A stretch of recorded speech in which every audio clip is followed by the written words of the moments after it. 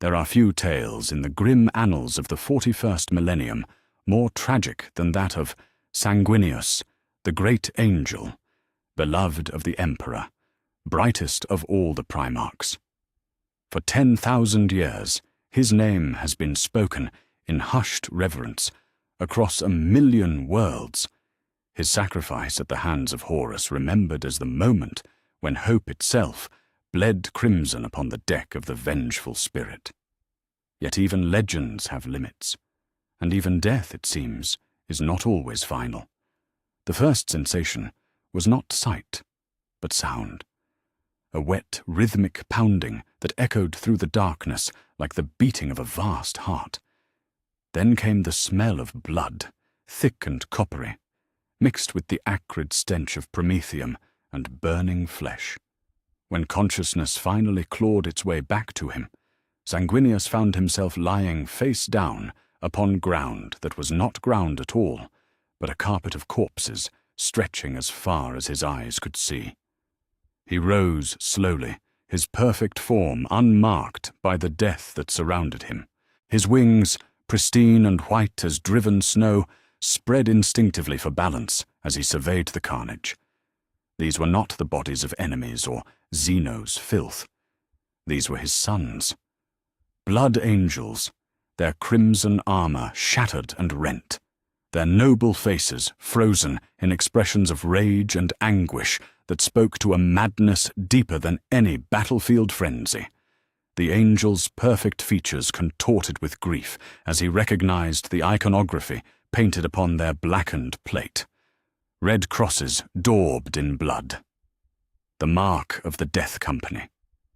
Yet there were so many of them, hundreds upon hundreds, as if entire companies had succumbed to the black rage at once. This was not the isolated curse he remembered, the handful of brothers who fell to madness in each generation. This was something else, entirely. A sound reached his ears then, low and guttural, like the growling of wounded beasts. Sanguinius turned toward it and beheld a sight that struck him like a physical blow. Across the battlefield, perhaps 100 meters distant, a group of his gene sons still lived. They wore the black armor of the Death Company, their helms removed to reveal faces twisted with fury and pain. They fought not against any enemy, but against each other, their chain blades and bolt pistols carving through their own brothers with mindless savagery. As Sanguinius watched in horror, one of the maddened Marines turned toward him. The warrior's eyes blazed with an inner fire that was not sanity, and from his lips came words that chilled the angel to his core. "Horus," the Marine whispered, his voice thick with hatred, "you will not take our father from us again." The Marine charged, his chainsword roaring to life, and Sanguinius was forced to sidestep the wild swing. The warrior stumbled past him and continued his attack against empty air, fighting phantoms that existed only in his tortured mind. He was reliving that final moment, Sanguinius realized, reliving the angel's death aboard the War Master's flagship, trapped forever in that last desperate battle. "Brother," Sanguinius called, his voice carrying the authority of a primarch, "I am here. I live. The battle is over." But the Marine didn't hear him, could not hear him. The madness had consumed him utterly, leaving only echoes of that terrible day 10 millennia past. Sanguinius reached out with his psychic gifts, trying to touch the warrior's mind, and recoiled at what he found there. Pain. Endless, unbearable pain, layered upon itself like sedimentary rock. Every moment of every day for 10,000 years, this son of his had experienced the angel's death as if it were his own. And not just him, but all of them. Every blood angel who had ever lived since that day had carried this burden. The sound of approaching engines drew his attention skyward. Imperial aircraft descended through the smoke-choked sky, their hulls bearing the iconography of the ecclesiarchy. But these were not the simple symbols of imperial faith that Sanguinius remembered from the Great Crusade. These bore the aquila wreathed in flame, surrounded by scriptures in high Gothic that proclaimed the emperor's divinity. Hymns blared from vox-casters mounted upon the aircraft's hulls, not the martial songs of conquest that had once echoed across the galaxy, but dirges of worship and supplication. The aircraft disgorged their passengers upon the battlefield. They were not soldiers, but pilgrims, thousands of them, dressed in rough brown robes and carrying primitive weapons. They spread across the field of corpses with reverent care, gathering the fallen Death Company Marines and loading them onto crude stretchers. As they worked, they chanted prayers in the Emperor's name. But what struck Sanguinius most was what they chanted about him. Saint Sanguinius, blessed martyr, they intoned. Angel of mercy, who died that mankind might live. Intercede for us with the God Emperor upon his golden throne. Grant us the strength to suffer as you suffered, to die as you died, that we might be found worthy of his divine grace. Saint, they called him saint. The word sat like poison upon his tongue. His father had rejected all such worship, had built the imperial truth upon the foundation that mankind needed no gods, no saints, no divine intercession. Reason and science were to be humanity's salvation, not faith and superstition. Yet here were imperial citizens, bearing the aquila of his father's realm, worshipping the very concepts the emperor had sought to destroy. A figure approached him then, different from the pilgrims. This one wore the deep blue armor of a chaplain, though his helm had been removed to reveal a face scarred by centuries of war. The man's eyes widened as he beheld Sanguinius, and he fell immediately to his knees. "My lord," the chaplain gasped, "my lord, you have returned to us. The prophecies spoke truly. In the darkest hour, the angel would come again." Sanguinius studied the kneeling figure. The man bore the iconography of the blood angels. But his armor was wrong. The heraldry was corrupted with religious symbols that had no place upon a Space Marine's plate. Where once the chapter symbol would have stood alone, now it was surrounded by prayer scrolls and purity seals declaring the Emperor's godhead. "Rise, my son," Sanguinius commanded. "Tell me your name, and tell me how you come to bear my chapter's colors while speaking such blasphemy." The chaplain rose slowly, confusion clouding his features. "Blasphemy, my lord? I am Astorath, called the Grim, guardian of the Death Company. I serve the chapter as my fathers served before me, in the name of the God Emperor and under the blessing of your sainted memory." "The God Emperor," Sanguinius repeated, his voice like winter wind. "My father is no god, chaplain. He is a man, albeit one of terrible power and vision. He would be horrified to hear such words, spoken by one of his warriors." Astorath's scarred face paled. "My lord, forgive me, but surely you jest. The Emperor's divinity is the foundation of all imperial doctrine. It has been so for 10,000 years. Without faith in his godhead, how could we hope to stand against the darkness? 10,000 years. The words struck Sanguinius like physical blows. He had been dead for 10 millennia, and in that time, everything his father had built had been perverted into its opposite. The imperial truth had become the imperial lie. Reason had been replaced by superstition. Science had yielded to scripture. And somehow, impossibly, he had become a figure of worship in this twisted new order. "Tell me," Sanguinius said, his voice carefully controlled, "what has become of the Imperium? How many worlds now bow to this imperial cult?" Astorath looked genuinely confused by the question. "All worlds, my lord. All that remain loyal to the throne. The Imperium spans 1,000,000 worlds now, from the eastern fringe to the ghoul stars, each one united in faith, each one singing praises to the God Emperor's glory. It is the greatest civilization in the galaxy's history. United in faith, Sanguinius repeated. And what of those who question this faith? What of those who would speak the imperial truth as my father taught it? The chaplain's expression hardened. Heretics, my lord. They are purged wherever they are found. The Inquisition sees to that. Faith is unity, and unity is strength. Those who would divide us with their lies serve only the ruinous powers. A chill ran down Sanguinius's spine. The Inquisition. He remembered its founding, remembered the necessity of rooting out chaos corruption within the Imperium's ranks. But this sounded like something else entirely. This sounded like the suppression of thought itself. Around them, the pilgrims continued their grisly work, loading the corpses of the Death Company onto their transports with religious reverence. They sang as they worked, hymns that praised suffering as virtue and death as transcendence. It was madness, yet it was madness with purpose. These people genuinely believed that the Emperor was a god, and that worship of him would grant them salvation.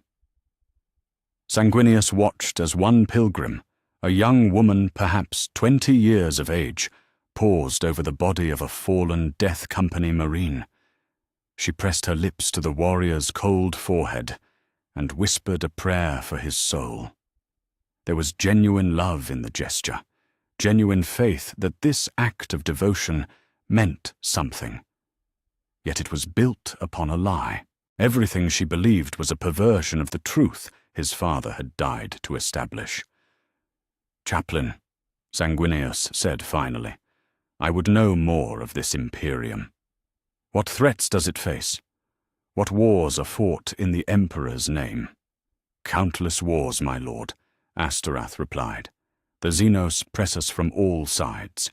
The heretic and the mutant must be purged without cease, and always, always, the threat of chaos lurks at the edge of every world. We are besieged on all fronts, and only faith keeps us strong." Besieged. The word echoed in Sanguinius's mind as he looked out across the field of corpses. This was not the Imperium he had died to protect. This was not the future he and his father had envisioned during the Great Crusade.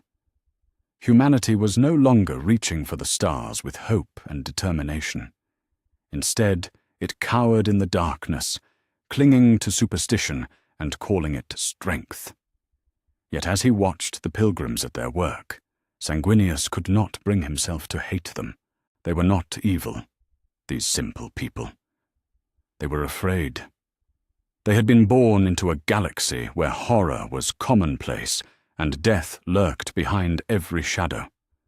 Faith was all they had to hold back the darkness, even if that faith was built upon lies. The angel closed his eyes and reached out with his psychic senses, feeling for the great beacon that was his father's presence upon Terra. It was still there, burning like a star at the heart of the galaxy. But it was different now. Where once there had been the clear light of pure intellect, now there was something else. A vast, consuming hunger that fed upon the prayers and sacrifices of 1 billion souls. His father had become the very thing he had sought to prevent. When Sanguinius opened his eyes again, he found Chaplain Astorath watching him with a mixture of awe and concern. "My lord," the chaplain said quietly, "what would you have us do? The chapter awaits your word. Your sons have suffered long in your absence, but now that you have returned—" Sanguinius looked out across the field of corpses one more time, then spread his wings and lifted himself into the air. The pilgrims below fell to their knees as they beheld their supposed saint in flight, their voices raised in worship and supplication. He could hear them calling his name, begging for his blessing, praying for his intercession with their god-emperor. "I will return," he told Astorath, his voice carrying clearly across the battlefield. "But first, I must see, with my own eyes, what the Imperium has become. Only then can I judge what must be done." The angel flew away into the smoke-filled sky, leaving behind the field of his dead sons and the pilgrims who worshipped his memory. Behind him, he could hear Astorath shouting orders to gather the survivors and tend to the wounded, but Sanguinius's mind was already elsewhere, focused on the task ahead. He had returned to a galaxy transformed beyond recognition. The Imperium his father had built, the dream of human unity under reason and science, had become a nightmare of superstition and oppression. His own death had cursed his gene sons to eternal torment, and his memory had been twisted into a tool of control. Yet he lived again, impossibly, miraculously. And if he lived, then perhaps there was still hope. Perhaps the dream could be reclaimed, the truth restored. But first, he had to understand the full scope of what had been lost. The angel flew on through the smoke and ash, his perfect form a gleam of white against the red sky. Behind him, the pilgrims sang their hymns of worship. Ahead lay a galaxy ruled by fear and ignorance, where his father's greatest triumph had become humanity's greatest failure. But Sanguinius had returned, and with him came the possibility of judgment.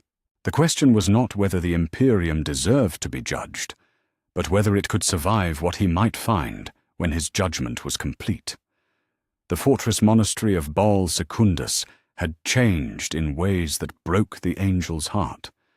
Where once stood halls dedicated to learning and brotherhood, now loomed chambers designed for containment and control. The very architecture spoke of a chapter that had learned to live with madness as a constant companion. Reinforced bulkheads bore the scars of chains ward strikes. Prayer wards lined every corridor, not to ward off demons, but to calm the rage that dwelt within the blood angels themselves. Sanguinius walked these transformed halls with growing unease, his bare feet silent upon floors that had once echoed with the confident stride of his sons during the Great Crusade. Now those same corridors whispered with the sound of restraint systems engaging and the distant screams of brothers lost to madness. The fortress monastery had become not a citadel of warriors, but a vast asylum where the noblest of the Adeptus Astartes fought an endless war against their own blood. It was in the Librarius Sanctum that he first encountered Mephiston, chief librarian of the Blood Angels. The Psyker stood motionless before a great stained glass window that depicted Sanguinius's final battle with Horus, though the artwork had been corrupted by 10 millennia of religious interpretation.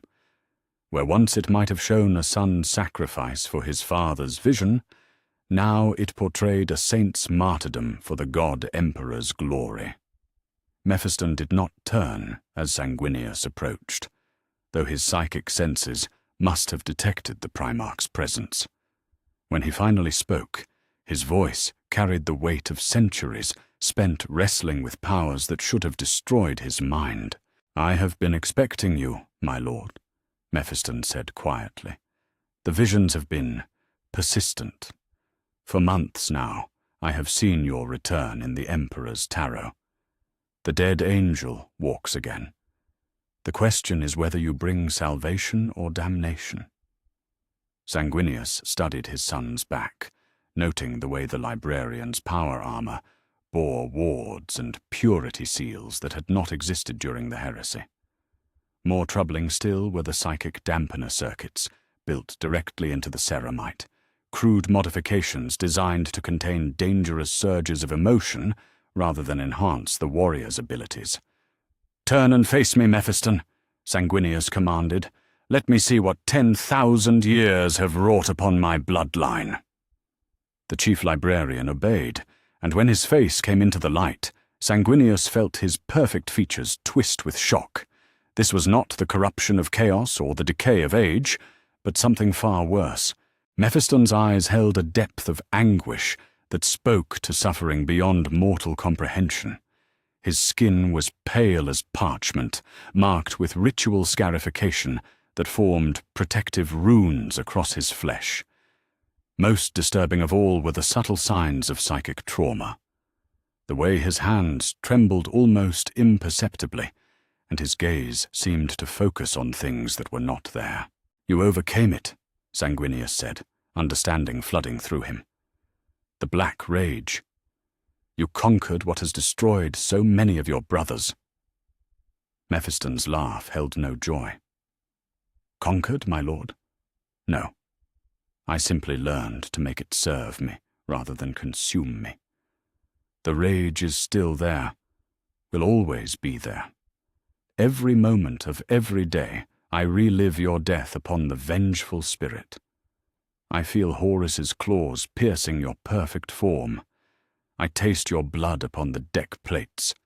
The only difference is that I have made peace with the pain." The Primarch stepped closer, his psychic senses probing gently at the edges of his son's mind. What he found there made him recoil in horror. The black rage was not simply madness, not merely battlefield fury amplified beyond reason. It was a psychic wound that had infected the very essence of the Blood Angel's gene seed. When Sanguinius died, when his perfect psychic presence was suddenly torn from the galaxy, it had left a wound in the collective consciousness of his sons. That wound had never healed. Instead, it had festered and spread, passing from generation to generation like a hereditary curse. "Show me," Sanguinius whispered. "Show me what my death has wrought." Mephiston extended his hand, and the angel grasped it without hesitation. The psychic link that formed between them was immediate and overwhelming. Through the chief librarian's memories, Sanguinius saw the true scope of what his sacrifice had cost. He witnessed generations of blood angels falling to the black rage, their noble hearts consumed by visions of his final moments. He saw the death company formed and reformed countless times. As more brothers succumbed to the curse, he felt the weight of command that pressed upon officers who knew that any day, any battle, any moment of high emotion might trigger the madness in themselves or their men. But worse than the rage was what came after it. Those few blood angels who resisted the pull of madness often fell to something else entirely. The red thirst, they called it, a vampiric hunger that drove them to feast upon the blood of their enemies. It was not the clean fury of the black rage, but a slow corruption that turned noble warriors into something barely human. Sanguinius saw through Mephiston's eyes as entire companies succumbed during desperate battles, their discipline cracking under the pressure of overwhelming odds.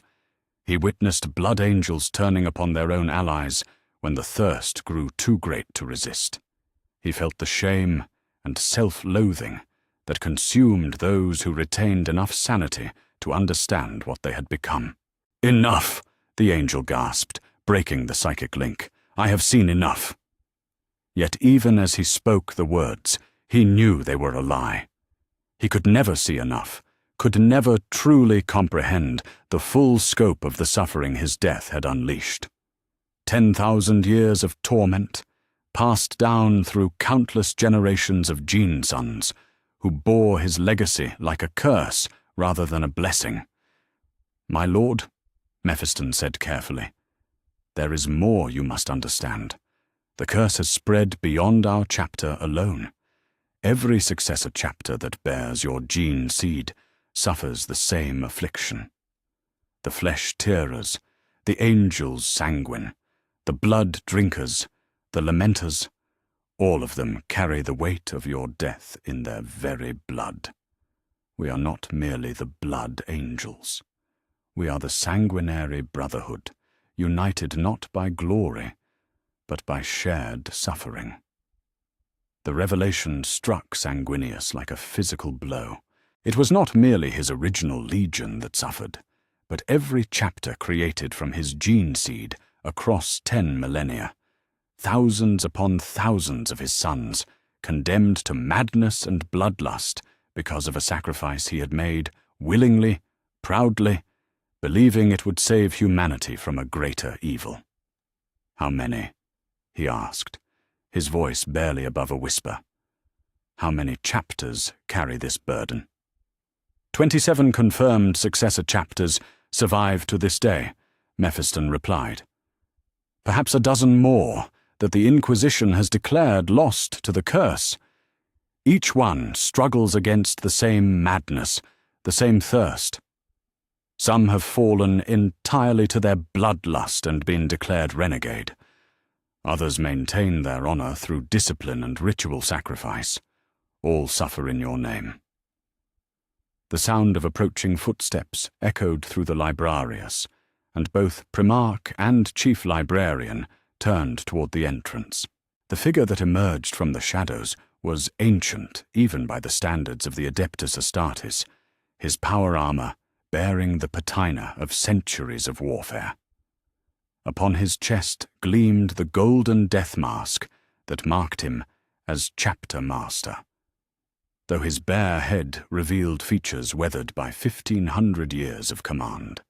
Commander Dante moved with the careful precision of a warrior who had learned to conserve every ounce of strength for the battles that truly mattered. His eyes, when they met Sanguinius's gaze, held a weariness that spoke to burdens carried far beyond any reasonable limit. Yet beneath the exhaustion burned an ember of the nobility that had first drawn Sanguinius to his sons during the early days of the Great Crusade. "My lord," Dante said, his voice rough with age and battle damage, "I had hoped to greet you under better circumstances, but circumstances are rarely what we hope for in these times." Sanguinius studied his son's face, noting the way lines of care had etched themselves deep into the chapter master's features. This was not the eager glory-seeker he remembered from the Crusade era, but a man who had learned the true cost of leadership in a galaxy gone mad. "Dante," the angel said softly, "you have carried this burden far longer than any warrior should be asked to bear. What has kept you strong through all these dark years?" The chapter master considered the question carefully before answering. "Duty, my lord. The knowledge that my brothers depend upon me to make the hard choices, to bear the weight of command, so that they might focus on the battle before them. And hope, perhaps. The hope that someday, somehow, we might find a way to break the curse that binds us." "Yet you know such hope is futile," Mephiston interjected, his psychic senses detecting the deeper truth beneath Dante's words. "The curse is woven into our very gene seed. It cannot be removed without destroying what makes us blood angels entirely." Dante's jaw tightened, but he nodded reluctantly. "The chief librarian speaks truly. We have consulted with the finest genitors of the Adeptus Mechanicus, sought aid from the most learned apothecaries of our brother chapters. The conclusion is always the same. The flaw is integral to our nature. To remove it would unmake us entirely." Sanguinius felt something cold and bitter settling in his chest as he absorbed this revelation. His sons were trapped, condemned to carry his death wound for all eternity. They could not escape their curse without ceasing to be his sons at all. It was a choice between madness and extinction, and they had chosen to embrace the madness rather than abandon their father's legacy. "Show me," he said again, though the words tasted like ashes in his mouth. "Show me what becomes of those who succumb." Dante and Mephiston exchanged glances, a silent conversation passing between them. Finally, the chapter master nodded grimly. "Very well, my lord, but understand that what you are about to witness may pain you greatly. The Death Company is not what it once was." They led him deeper into the fortress monastery, down corridors he did not remember, and through chambers that had been built long after his death. The architecture grew progressively more defensive as they descended, with automated weapon systems and reinforced barriers that spoke to the need to contain rather than simply house the chapter's warriors. At last, they reached a massive chamber lined with individual cells, each one containing a single blood angel in black power armor. The warriors within did not rest or meditate as their brothers might. Instead, they paced like caged beasts, their movements sharp and predatory. Some threw themselves repeatedly against the reinforced barriers that contained them, their strength slowly wearing away at barriers that had been designed to withstand their fury. "The Death Company," Dante said quietly. "Those who have fallen completely to the Black Rage. In battle, they are unleashed upon our enemies as living weapons, caring nothing for their own survival, so long as they can strike down those who threaten the chapter. Between battles they must be contained, for they can no longer distinguish between friend and foe." Sanguinius approached one of the cells, studying the warrior within. The blood angel's eyes were wild with madness, his lips moving constantly as he whispered words that made no sense. Yet as the angel drew closer, the warrior suddenly stilled, his gaze focusing with painful intensity. "Father," the madman whispered, his voice thick with emotion. "Father, have you come for me at last? The pain, Father. The pain never stops. Make it stop. Please make it stop." The Primarch's perfect features crumpled with grief as he reached out to touch the barrier between them. "I am here, my son. I am so sorry. I never knew, never understood what my death would cost you." But even as he spoke, the words of comfort, the moment of clarity passed. The warrior's eyes glazed over once more, and he returned to his endless pacing, lost again in visions of a battle fought 10,000 years ago. "They all recognize you, in their lucid moments," Mephiston observed. "Some part of them remembers what they lost when you died. That knowledge is perhaps the cruelest part of their suffering." Sanguinius turned away from the cell, unable to bear the sight of his son's torment any longer. How many of our brothers are lost to this madness?" "In this facility alone, nearly 200, Dante replied. "Across all our successor chapters, the number reaches into the thousands. Each battle we fight claims more, and the ranks of the Death Company grow while our numbers dwindle." The weight of revelation pressed down upon Sanguinius like a physical force. He had died to save humanity from Horus's corruption, believing that his sacrifice would preserve his father's dream. Instead, he had condemned his own sons to an eternity of madness and bloodlust. The cure had proven worse than the disease, trading one form of corruption for another that was perhaps more insidious because it wore the mask of nobility. "There is something else, my lord," Mephiston said hesitantly. "Something that may interest you about the nature of our curse." Sanguinius forced himself to focus on the chief librarian's words, though every instinct screamed at him to flee from these revelations. "The Black Rage is not random in its occurrence," Mephiston continued. "It strikes most often in moments of extreme stress or emotional trauma. When a blood angel faces overwhelming odds or witnesses the death of beloved brothers, the psychic wound left by your death resonates with their own pain. It is as if your sacrifice carved a weakness into our souls, a crack through which madness can enter." Understanding dawned in the angel's mind, terrible and complete. "My death echo," he whispered. "It feeds on suffering. The more pain my sons endure, the more vulnerable they become to the curse." "Precisely," the chief librarian confirmed. "We have learned to manage it through meditation and discipline, through careful monitoring of our battle brothers' psychological state. But we can never eliminate it entirely. Your death is woven too deeply into our genetic matrix."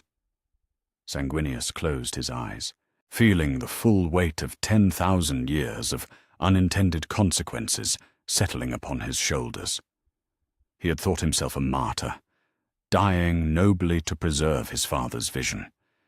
Instead, he had become the architect of his own son's damnation, condemning generation after generation of blood angels to suffer for his choices. When he opened his eyes again, both Dante and Mephiston were watching him with expressions of careful hope. They were waiting for him to provide answers, to offer some solution to a curse that had defined their existence for 10 millennia. "My lord," Dante said carefully, "your return must surely herald some change in our fate. Perhaps now that you live again, the wound in our gene seed might be healed." But even as the chapter master spoke the words, Sanguinius could see the doubt in his eyes. Dante was a pragmatist, shaped by centuries of impossible choices and Pyrrhic victories. He wanted to believe in salvation, but he had learned not to expect it. "I do not know," Sanguinius admitted, the words tasting like defeat in his mouth. "I do not yet understand how I have returned, or what power brought me back from death. Until I comprehend the nature of my resurrection, I cannot say whether it will affect the curse that binds you." The silence that followed his words was heavy with disappointment, though neither of his sons gave voice to it. They had lived with false hope before, and had learned to endure its absence. "Then we continue as we have," Mephiston said simply. "We bear our burden as we have always borne it, and we serve the Emperor as best we are able. Your return gives us hope, my lord, even if it brings no immediate solution." Sanguinius nodded slowly, though his heart ached with the knowledge of what his presence meant to them. They saw him as their salvation, their beloved father returned to lead them from darkness. But he saw only the architect of their suffering, the unwitting author of a tragedy that had consumed 10,000 years and countless lives. The angel of Baal had returned to find his legacy written not in glory, but in blood and madness. His noble sacrifice had saved the Imperium from Horus's corruption, but it had damned his own sons to a fate that might well be worse than death. And somewhere in the depths of his perfect soul, Sanguinius began to understand that his resurrection was not a reward for past virtue, but an opportunity for future judgment. The galaxy had changed beyond recognition in his absence, and perhaps it fell to him to determine whether that change could be undone, or whether some prices were simply too high to pay. Terror had become a monument to madness. As Sanguinius descended through the planet's atmosphere aboard a captured transport, he gazed upon the throne world with growing horror. Where once the imperial palace had stood as a beacon of human achievement, now it sprawled across entire continents like a cancerous growth. Spires reached toward the heavens, not in celebration of mankind's mastery over the stars, but as desperate fingers clawing at divinity itself. The very air around the palace thrummed with psychic energy, thick with the prayers of billions and the screams of the dying. Pilgrims covered the approach routes like a living carpet, their bodies pressed so tightly together that individual movement was impossible. They had come from across the galaxy to die within sight of their god's throne, believing that proximity to the Emperor's presence would grant them salvation in death. Sanguinius abandoned the transport several kilometers from the palace proper, choosing to approach on foot through the pilgrim masses. His perfect form drew immediate attention, whispers following in his wake, as mortals caught glimpses of his angelic features and pristine wings. Some fell to their knees in worship, recognizing him from 10,000 years of artistic depictions that had transformed the angel of Baal into a figure of religious veneration. "Saint Sanguinius walks among us," came the hushed voices. "The angel of mercy has returned to intercede for our souls before the golden throne." The Primarch moved through the crowd without acknowledgement, his mind reeling at the transformation he witnessed. The imperial palace had been grand during his lifetime, certainly, but it had also been functional. It had housed the administrative apparatus of a growing empire, the laboratories where the future of humanity was forged through reason and science. Now it served no purpose but worship, its every surface carved with religious iconography that proclaimed the emperor's divinity. As he drew closer to the palace proper, the crowds grew denser and more frantic. Here were not merely pilgrims, but true fanatics who had journeyed across the galaxy to offer their lives in service to their god. They carried with them offerings of incredible value, technological artifacts from the dark age of technology, Xenos relics that should have been destroyed rather than preserved. Even members of their own families offered up as living sacrifices. The outer gates of the palace were guarded not by Imperial army soldiers or even space marines, but by the Adeptus Custodes. Yet these were not the golden guardians Sanguinius remembered from the Great Crusade. Their armor bore religious iconography as extensive as any ecclesiarch's vestments. Prayer scrolls hung from their weapons like banners, and their movements carried the ritualistic precision of warrior priests rather than secular protectors. The custodian who stepped forward to challenge Sanguinius was magnificent and terrible to behold. His auramite armor gleamed with more than reflected light. It blazed with psychic energy, channeled through faith rather than science. Upon his chest, the imperial aquila had been transformed into a devotional icon surrounded by scripture declaring the emperor's divine nature. "Hold, stranger," the custodian commanded, his voice electronically enhanced to carry divine authority. "None may approach the sacred presence without proper ritual purification. State your name and purpose in seeking audience with the God-Emperor of mankind." Sanguinius studied the guardian's face beneath his ornate helm, recognizing features that spoke to centuries of gene enhancement and conditioning. This was no recent recruit, but one of the 10,000 who had served since before the angel's death. Yet his words carried none of the secular dedication Sanguinius remembered. Instead, they rang with the fervor of absolute religious conviction. "I am Sanguinius," the Primarch said simply. "I seek audience with my father." The effect of his words was immediate and profound. The custodian's enhanced vision focused upon the angel's perfect features, his augmented senses analyzing genetic markers and psychic resonance patterns. Recognition dawned in his eyes, followed immediately by confusion and something approaching fear. "Impossible," the guardian whispered. "Sanguinius is dead, has been dead for 10,000 years. You cannot be—" "And yet here I stand," the angel interrupted. "Tell me your name, guardian.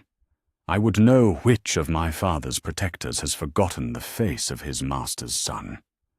The custodian's hand moved instinctively to his guardian spear, though he did not draw the weapon.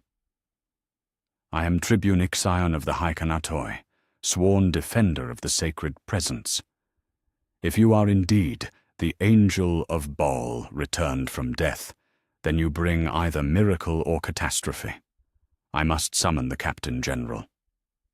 Within minutes, the approach to the palace gates had filled with golden-armored figures. The Adeptus Custodes moved with their characteristic precision, forming a defensive perimeter that somehow managed to be both protective and threatening. At their head strode a figure that radiated authority, like heat from a forge. Captain General Trajan Valoris approached with his guardian spear held ready, though pointed toward the ground rather than at the returned Primarch. "My Lord Sanguinius," Valoris said, his voice carefully neutral. "If indeed you are who you claim to be, forgive our caution, but the palace has faced many deceptions over the millennia.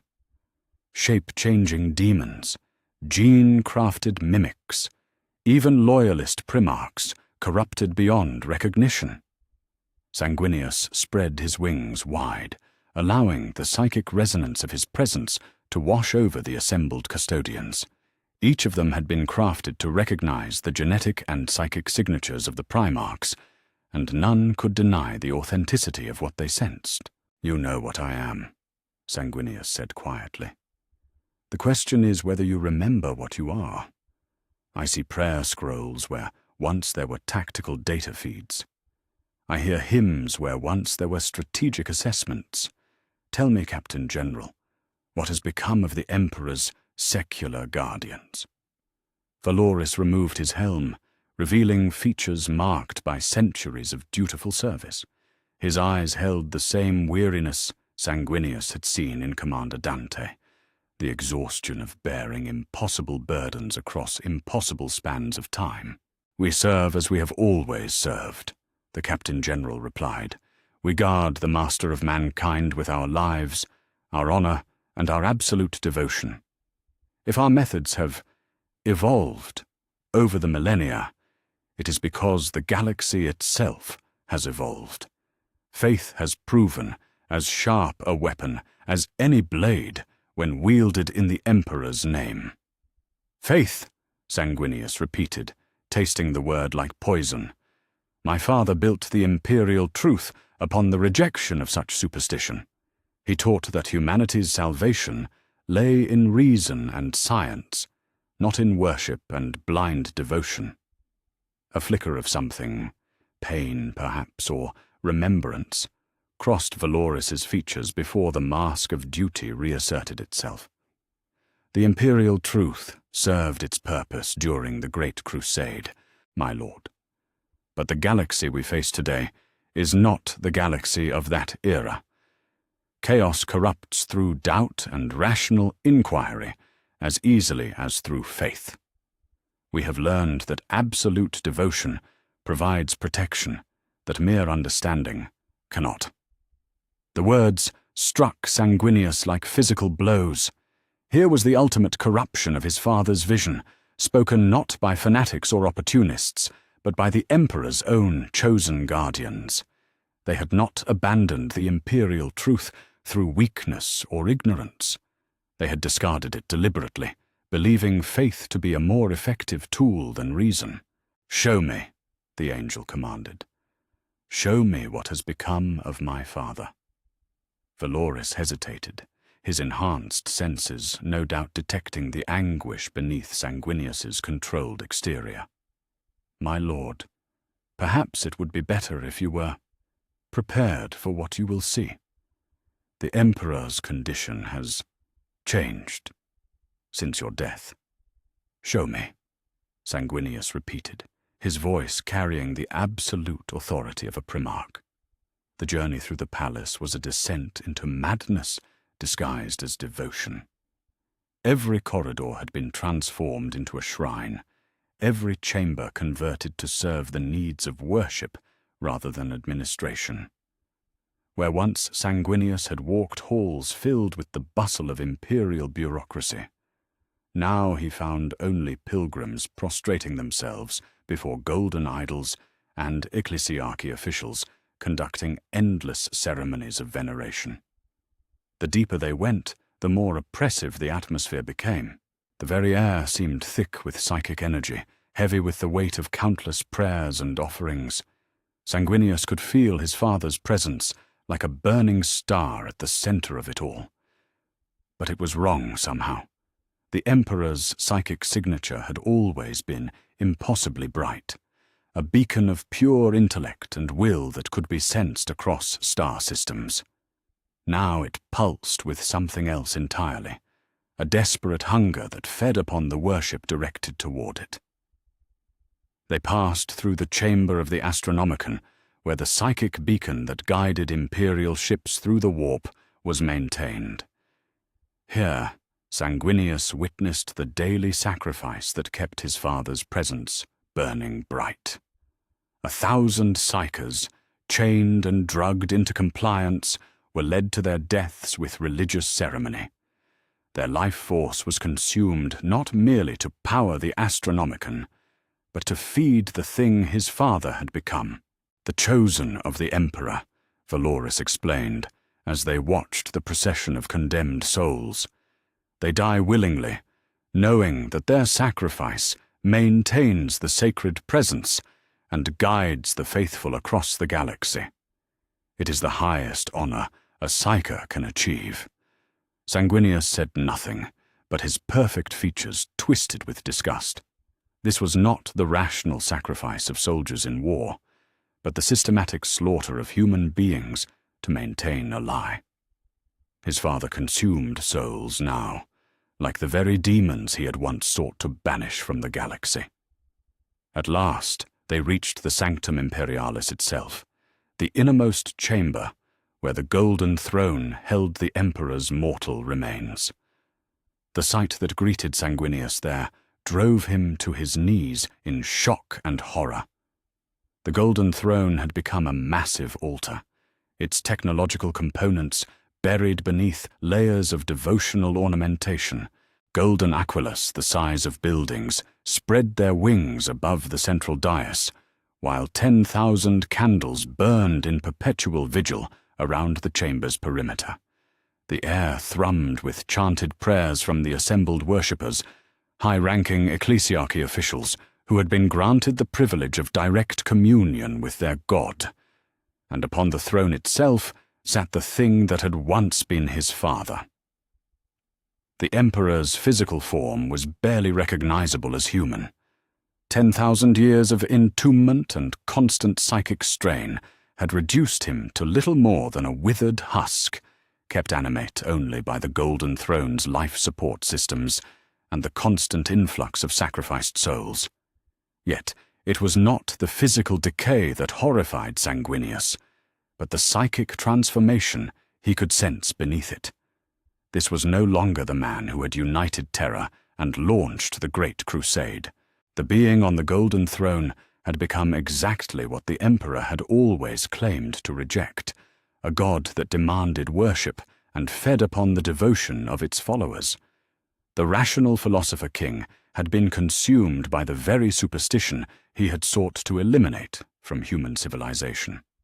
"Behold the god emperor of mankind," one of the attending priests intoned.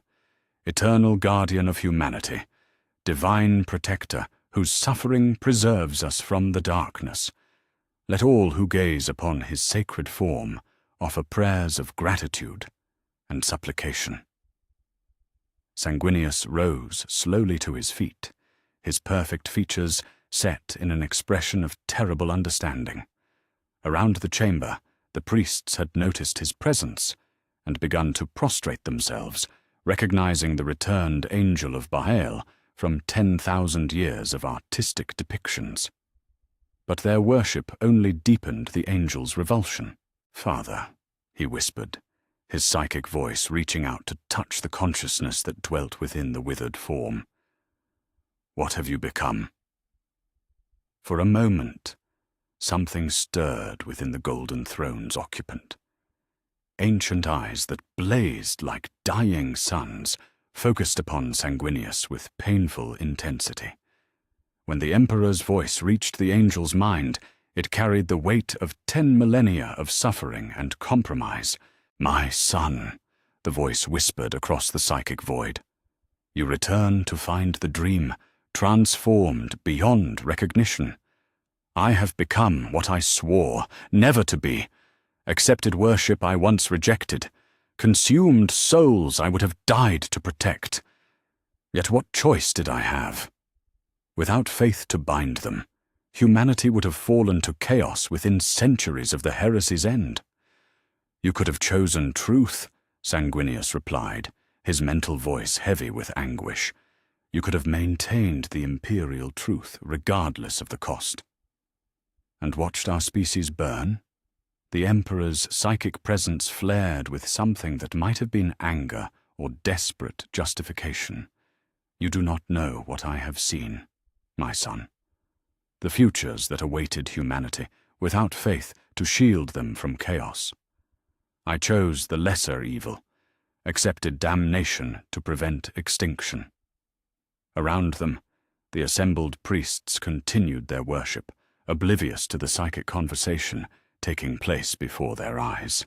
They saw only their god upon his throne, and his returned angel kneeling in supplication. They could not sense the terrible argument that raged between father and son in the spaces between thoughts. "You have made yourself into the very tyranny we fought to prevent," Sanguinius accused. "These people worship you not from love, but from fear.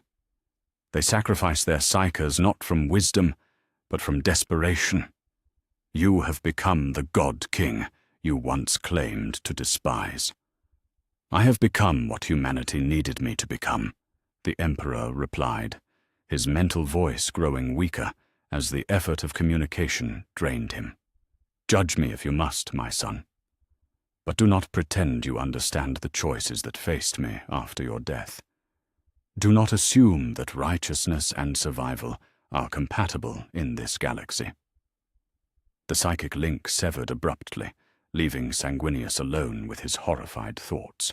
Around him, the worship continued unabated, the priests offering prayers to a god who had never wanted godhood, but had accepted it anyway. The Emperor had chosen pragmatism over principle, survival over truth, and in doing so had become the architect of humanity's spiritual enslavement. Captain General Valoris approached carefully, his enhanced senses no doubt detecting the anguish that radiated from the returned Primarch.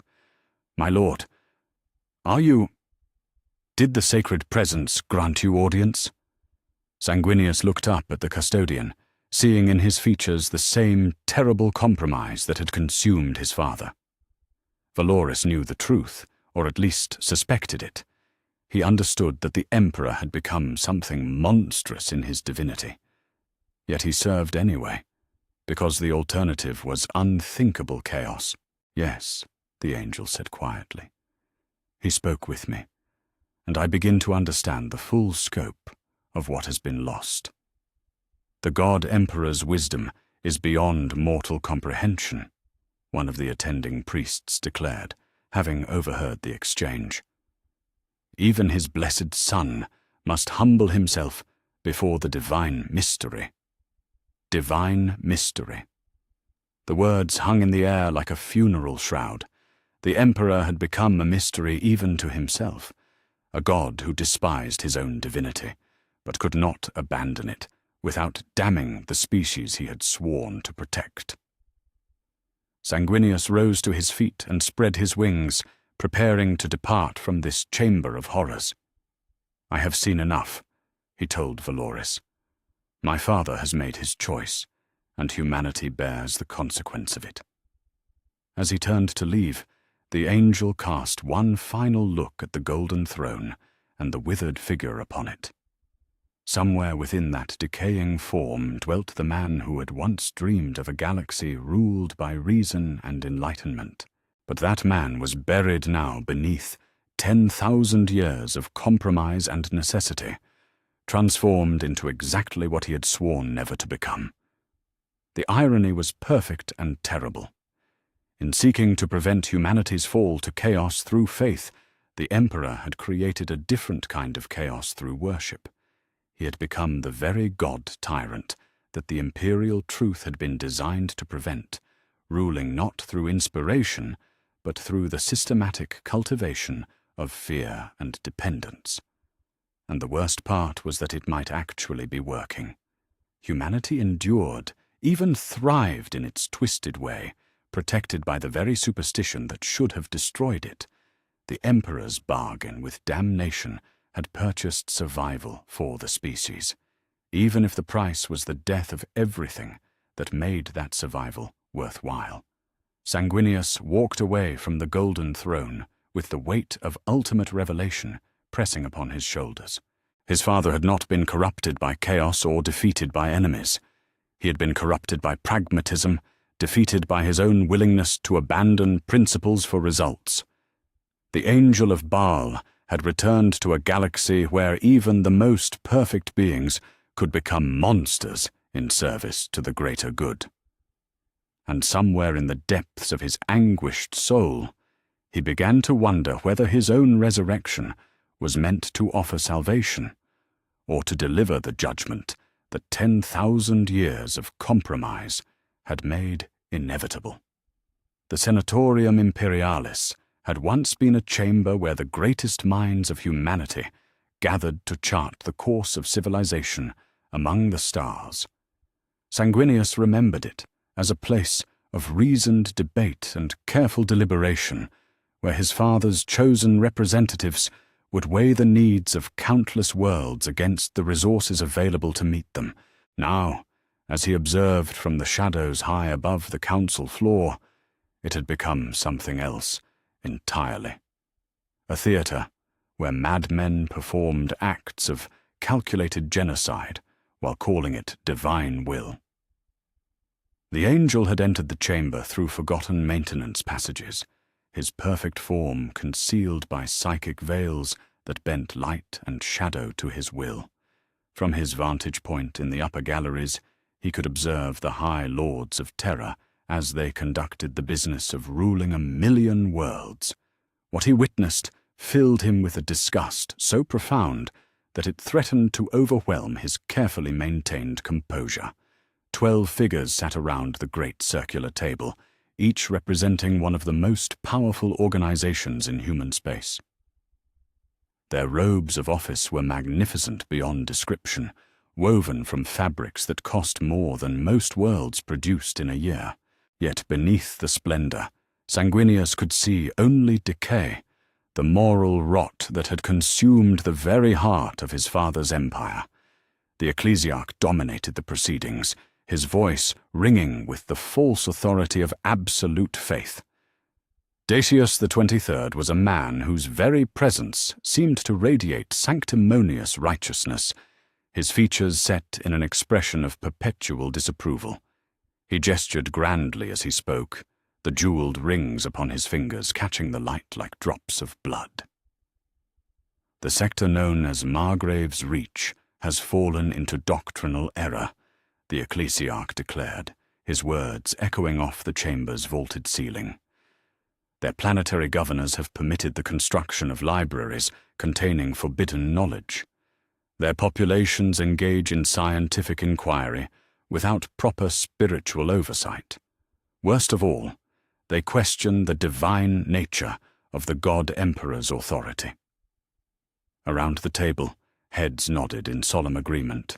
The representative of the administratum, a cadaverous figure whose pale features spoke to centuries spent in artificial lighting, consulted a data slate with mechanical precision. Margrave's Reach encompasses 47 inhabited worlds, the administratum delegate recited in a voice devoid of emotion. Total population, approximately 130 billion souls. Primary exports include agricultural products and rare earth minerals essential to forge world operations in the neighboring Cyprus sector. Their material value is irrelevant, the ecclesiarch snapped. The purity of human souls outweighs any worldly consideration. I formally request ecclesiastical censure maximus for the entire sector. Sanguinius felt ice crystallize in his veins as he heard the words. Ecclesiastical censure maximus was not merely a religious punishment. It was a death sentence for entire populations. Under its authority, the ecclesiarchy could declare planets spiritually contaminated and order their complete sterilization. 130 billion human beings would die not for any crime they had committed, but for the sin of thinking freely. The Lord Commander Militant leaned forward, his scarred features betraying neither concern nor enthusiasm for the proposal. He was a practical man, Sanguinius could see, one who measured victory in terms of resources expended versus objectives achieved. The Imperial Guard maintains 3 regiments in that sector, he noted with military precision. Their withdrawal would leave a gap in our defensive lines against Orc incursions from the neighboring systems. Additionally, the loss of agricultural output would create food shortages across 12 subsectors. Then we shall redirect sustenance from other sources, the ecclesiarch replied dismissively. The faithful will gladly endure hunger, to see heresy purged from our midst. Such sacrifice only strengthens their devotion to the God-Emperor's divine will.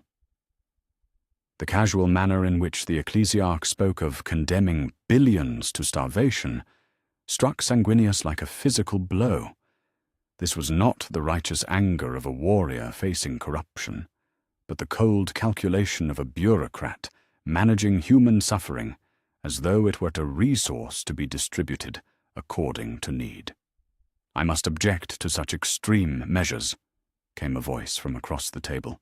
The speaker for the Chartist captains, a woman whose weather-beaten features spoke to decades spent in the void between stars, rose from her seat with visible agitation. "Margrave's reach lies along vital trade routes. Its destruction would disrupt commerce across half the segmentum. The economic consequences would be irrelevant." The ecclesiarch cut her off with a gesture of contempt. "You speak as a merchant, thinking only of profit and loss. I speak as the voice of the God-Emperor himself, concerned with matters far more vital than mere material wealth." The speaker's face flushed with anger, but before she could respond, another voice entered the debate. The Lord Inquisitor, a figure whose very presence seemed to drain warmth from the chamber, spoke with the quiet authority of absolute power. "Perhaps," he said, his words carrying the weight of implied threat, "the good speaker requires investigation herself. Such concern for material gain over spiritual purity suggests a disturbing prioritization of values." The effect was immediate and profound. The speaker for the Chartist captains went pale as death, her objections dying unspoken upon her lips. Around the table, other high lords shifted uncomfortably in their seats, none willing to risk drawing the Inquisition's attention to themselves. "Of course," the speaker stammered, "I merely sought to ensure that our actions serve the God-Emperor's will most efficiently. If the ecclesiarch believes that Censure Maximus serves that end, then I withdraw my objections entirely." Sanguinius watched in horror as the representative of humanity's merchant fleet capitulated entirely to religious extremism, backed by the implicit threat of torture and death. The Inquisition had become not a scalpel for removing genuine corruption, but a bludgeon for enforcing ideological conformity through terror. The debate that followed was not a debate at all, but a ritual performance of consensus.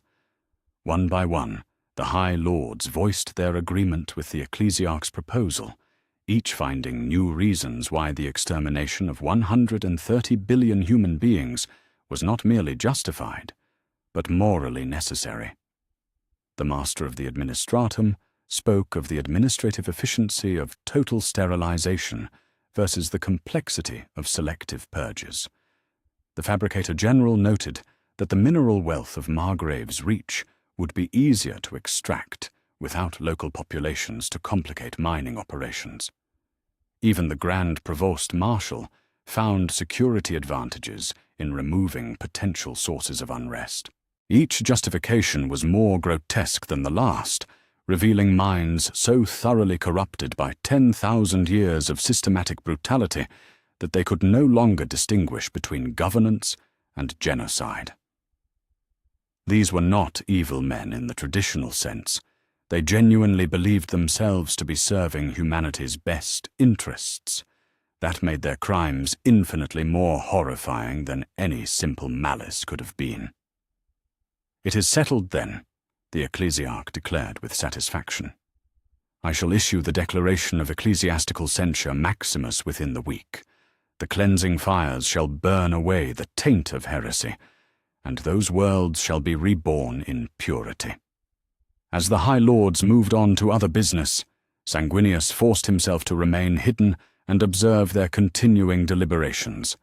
Each decision they made revealed new depths of institutional madness masked as rational policy. A petition from the Adeptus Mechanicus for permission to research improved medical technologies was rejected without consideration. Innovation breeds deviation, the ecclesiarch intoned. The God Emperor has provided all the knowledge humanity requires. To seek more is to question his divine perfection. A request for increased food aid to famine-stricken worlds was denied due to budgetary constraints, while simultaneously approving funding for the construction of a new cathedral ship that would serve no purpose but displays of religious grandeur. Most disturbing of all was the casual manner in which they discussed the deployment of Astra Militarum regiments as instruments of terror rather than protection. Worlds that showed insufficient religious fervor found themselves subject to training exercises that left civilian populations traumatized and infrastructure damaged. Fear is a gift we give to the faithful, the ecclesiarch explained when questioned about the psychological impact of such tactics. Through suffering, they learn to appreciate the God Emperor's mercy. Through terror, they understand the consequences of straying from the righteous path. The Lord Inquisitor nodded approvingly. The Ordo Hereticus has documented a direct correlation between population trauma and religious compliance. Worlds that experience imperial visits show markedly increased participation in mandatory devotional activities. Sanguinius felt his perfect features contort with revulsion as he listened to human suffering being discussed in terms of statistical outcomes and policy objectives. These men spoke of terror and trauma as tools of governance, measuring success not by the happiness or prosperity of their citizens, but by their compliance with religious doctrine. As the session drew to a close, the angel made his decision. He could no longer remain a passive observer of this institutional madness. Rising from his concealment, he allowed his psychic veils to dissipate, his perfect form becoming visible in the gallery above. The effect was immediate and electrifying. Conversations died as 12 pairs of eyes focused upon the returned primarch, their expressions ranging from shock to terror to desperate hope.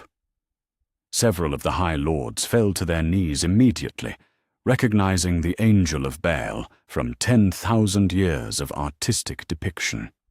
"Saint Sanguinius," the ecclesiarch gasped, his voice thick with religious ecstasy, "you have returned to bless our sacred deliberations. Surely your presence here confirms the righteousness of our actions." Sanguinius descended from the gallery with measured grace, his wings spread wide to cast shadows across the council table. When he spoke, his voice carried the weight of absolute authority and barely contained fury. "I have observed your deliberations," he said quietly. "I have heard your plans for Margrave's Reach.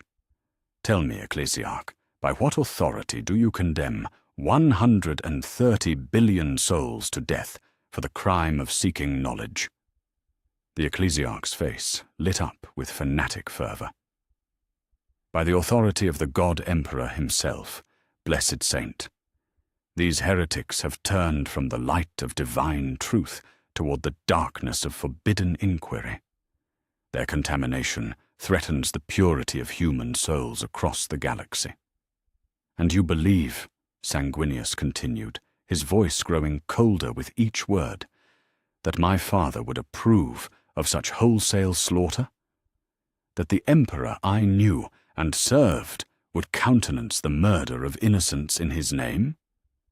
Confusion flickered across the ecclesiarch's features, quickly replaced by the certainty of absolute faith. "The God Emperor's will is beyond mortal comprehension, even for his blessed saints.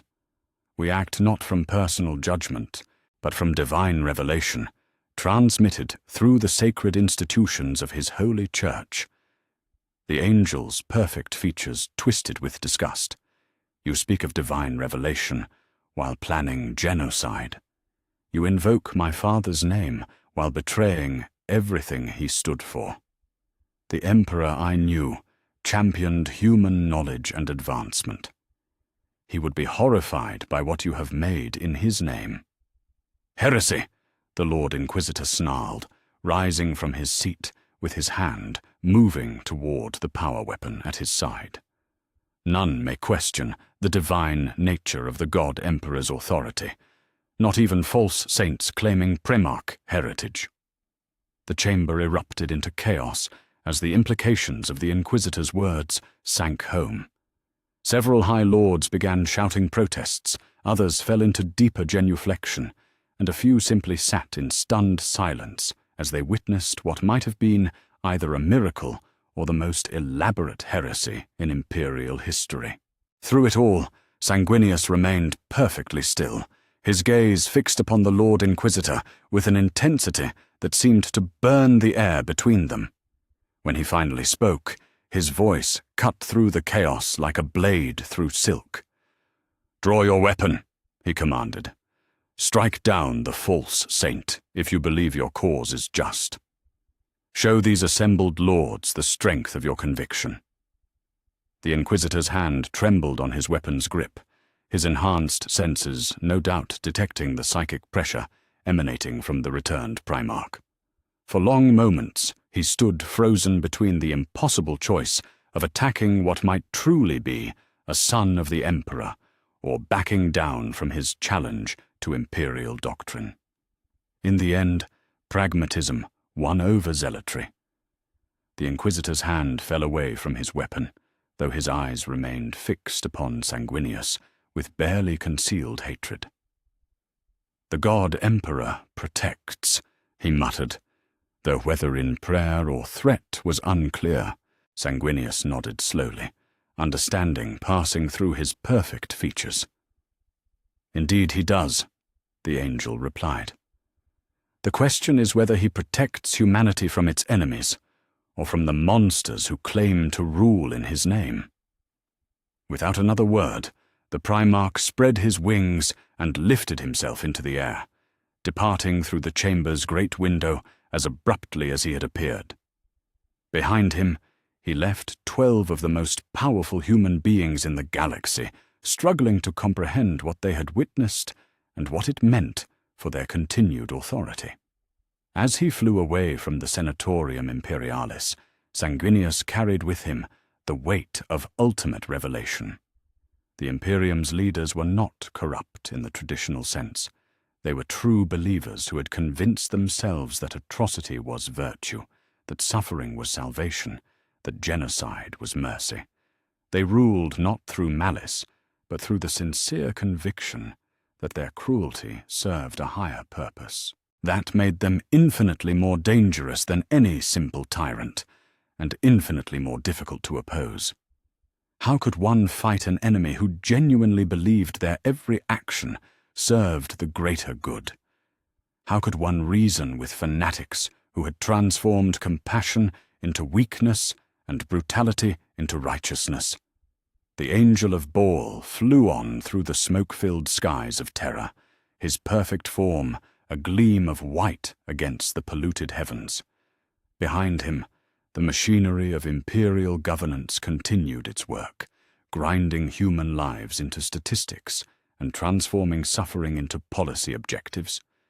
And somewhere in the depths of his anguished soul, Sanguinius began to understand that his return might herald not salvation for the Imperium, but judgment upon it. The question was no longer whether the institution his father had built could be redeemed, but whether it deserved to survive at all. The reports had been filtering in for weeks, whispered rumors that filtered through the vast intelligence networks of the Ordo Hereticus like poison through veins. An angel of light, witnesses claimed, had been seen across a dozen worlds in as many sectors. Some spoke of a figure with pristine wings who descended from the heavens to walk among the faithful. Others described a being of perfect beauty, whose presence filled them with awe and terror in equal measure. Inquisitor Severus Malthus studied the accumulated data slates scattered across his desk with the methodical precision of a man who had spent 3 centuries hunting heretics across the galaxy. His quarters aboard the strike cruiser Purgation's light were Spartan even by inquisitorial standards, decorated only with the tools of his trade, interrogation devices, purity seals, and a collection of trophies taken from cults he had personally destroyed. Malthus himself was a figure carved from nightmares, his augmetic eye glowing with a cold red light that seemed to pierce straight through to the soul. Decades of exposure to the warp had left its mark upon his flesh, ritual scarification covering every inch of visible skin with wards against corruption. His voice, when he spoke, carried the mechanical rasp of vocal cords damaged by breathing the smoke of burning heretics. An angel, he mused, his fingers drumming against the surface of his desk with mechanical precision. How perfectly blasphemous. The enemy grows bold indeed to send a demon wearing the face of sanctity itself. His aide, a servo skull designated Castigator 7, hovered nearby with its sensor arrays focused intently upon the accumulated intelligence reports. The skull had once belonged to a failed acolyte, its organic brain replaced with logic engines programmed to detect patterns of heretical activity. Probability of genuine miraculous manifestation? Malthus inquired, though his tone suggested he already knew the answer. 0.003%, the servo skull replied in its flat monotone. All documented cases of divine manifestation conform to established patterns of imperial cult orthodoxy. Subject demonstrates multiple anomalous behaviors inconsistent with sanctified appearances. Malthus nodded grimly. The enemy had become sophisticated in recent centuries, learning to wear the masks of righteousness to better spread their corruption. A demon prince of Slanesh might appear as an angel of beauty to seduce the faithful.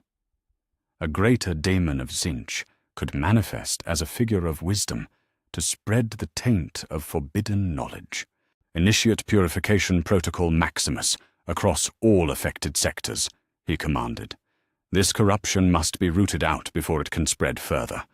Authorization, Malthus Omega 7. The servo skull's logic engines whirred as they processed the command.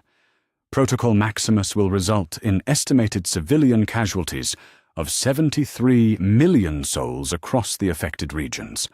Collateral infrastructure damage will render 12 worlds temporarily uninhabitable. Acceptable losses, Malthus replied without hesitation. The price of purity is always paid in blood. Better 73 million clean deaths than 73 billion corrupted souls dragging humanity into damnation. Within hours, the machinery of imperial persecution had lurched into motion with terrible efficiency. Across a dozen star systems, Astra Militarum regiments received orders to establish containment zones around population centers. Naval patrols sealed hyperspace routes to prevent the escape of potentially corrupted individuals. Most ominously of all, inquisitorial stormtroopers began deploying to the affected worlds with orders to use any means necessary to locate and capture the false angel. Sanguinius became aware of the hunt when the first hive city burned. He had been walking among the people of Tertius Prime, observing their daily struggles with growing dismay. The hive city of Infernus stretched for hundreds of kilometers in all directions, its towering spires housing 40 billion souls in conditions that would have horrified the architects of the Great Crusade. Air recycling systems choked on industrial pollutants, while water purification plants struggled to process the runoff from vast manufacturing complexes. The citizens lived and died in darkness, their existence measured not in years of fulfillment, but in quotas of productivity. Yet even in this urban hell, Sanguinius had found glimpses of humanity worth preserving. A mother singing lullabies to her child in the depths of an industrial sector. A teacher sharing forbidden stories of the stars with wide-eyed students. An artist creating beauty from scavenged materials in defiance of ecclesiarchy doctrine that condemned creativity as deviation from divine perfection. It was among these people that the Inquisition chose to make its first strike. The attack came without warning, orbital bombardment raining down from the skies to shatter the hive's outer towers. The targeting was precise, surgical even, designed to collapse specific sections while leaving the majority of the structure intact. Yet precision was relative when dealing with structures housing millions of souls, and the casualties mounted with horrifying speed. Sanguinius spread his wings and took flight as the upper levels of Infernus began to crumble, his perfect senses drinking in the scope of the unfolding tragedy. Below him, millions of innocent people fled through corridors filled with smoke and falling debris. Children screamed for parents who would never answer. The elderly collapsed in evacuation routes, too crowded for mercy. And everywhere, the electronic voices of inquisitorial voxcasters echoed through the chaos with their message of terrible purpose.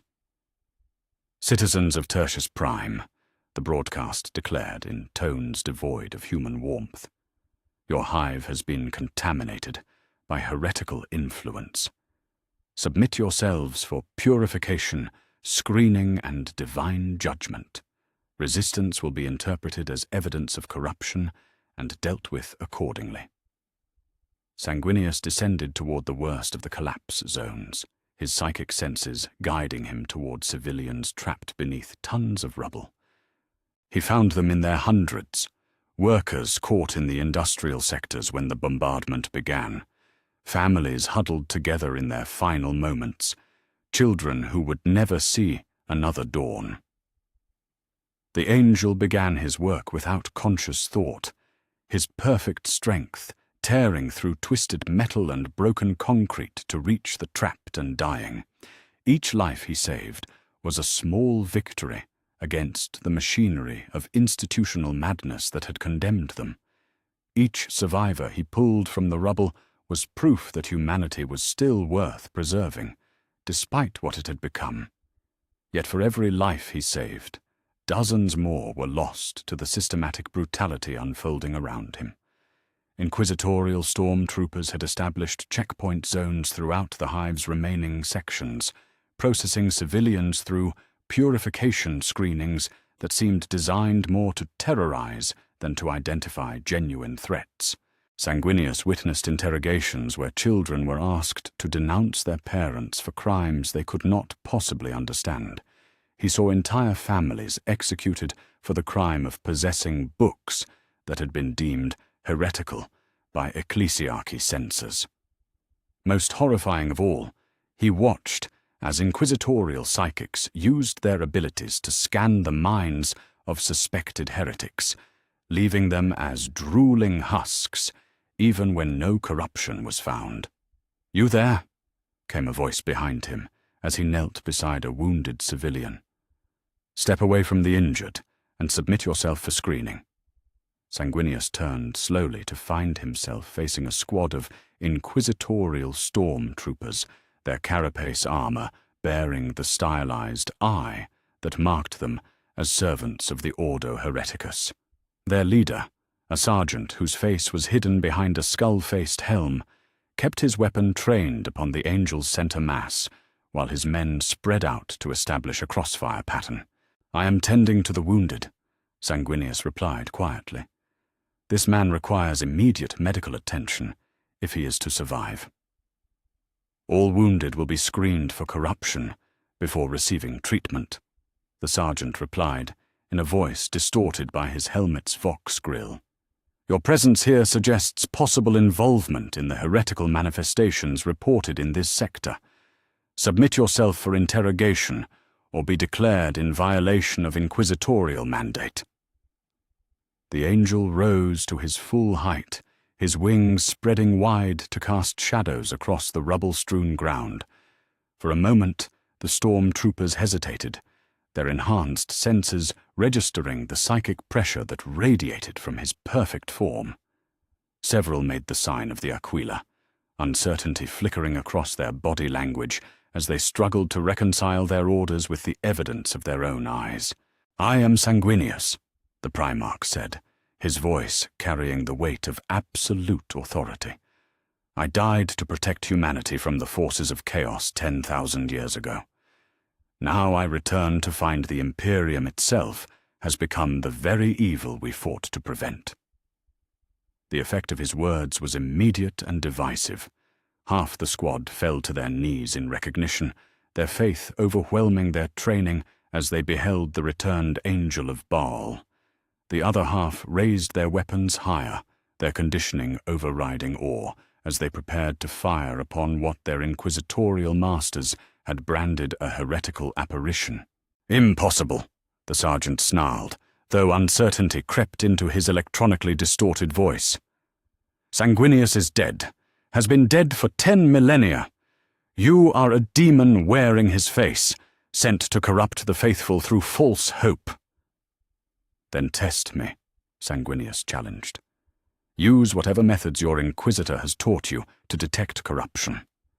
Search my mind, examine my soul, probe for any taint of chaos. You will find nothing but the grief of a father, forced to witness what his children have become." For long moments, the tableau held in perfect tension. The stormtroopers remained frozen between conflicting impulses, their loyalty to the Inquisition warring with the evidence of their own senses. In the distance, the sounds of systematic brutality continued as purification teams processed civilians with mechanical efficiency. The decision was taken from them by the arrival of Inquisitor Malthus himself. The Order Hereticus Master descended from the smoke-filled sky aboard a personal gravitic lifter, his scarred features set in an expression of absolute certainty.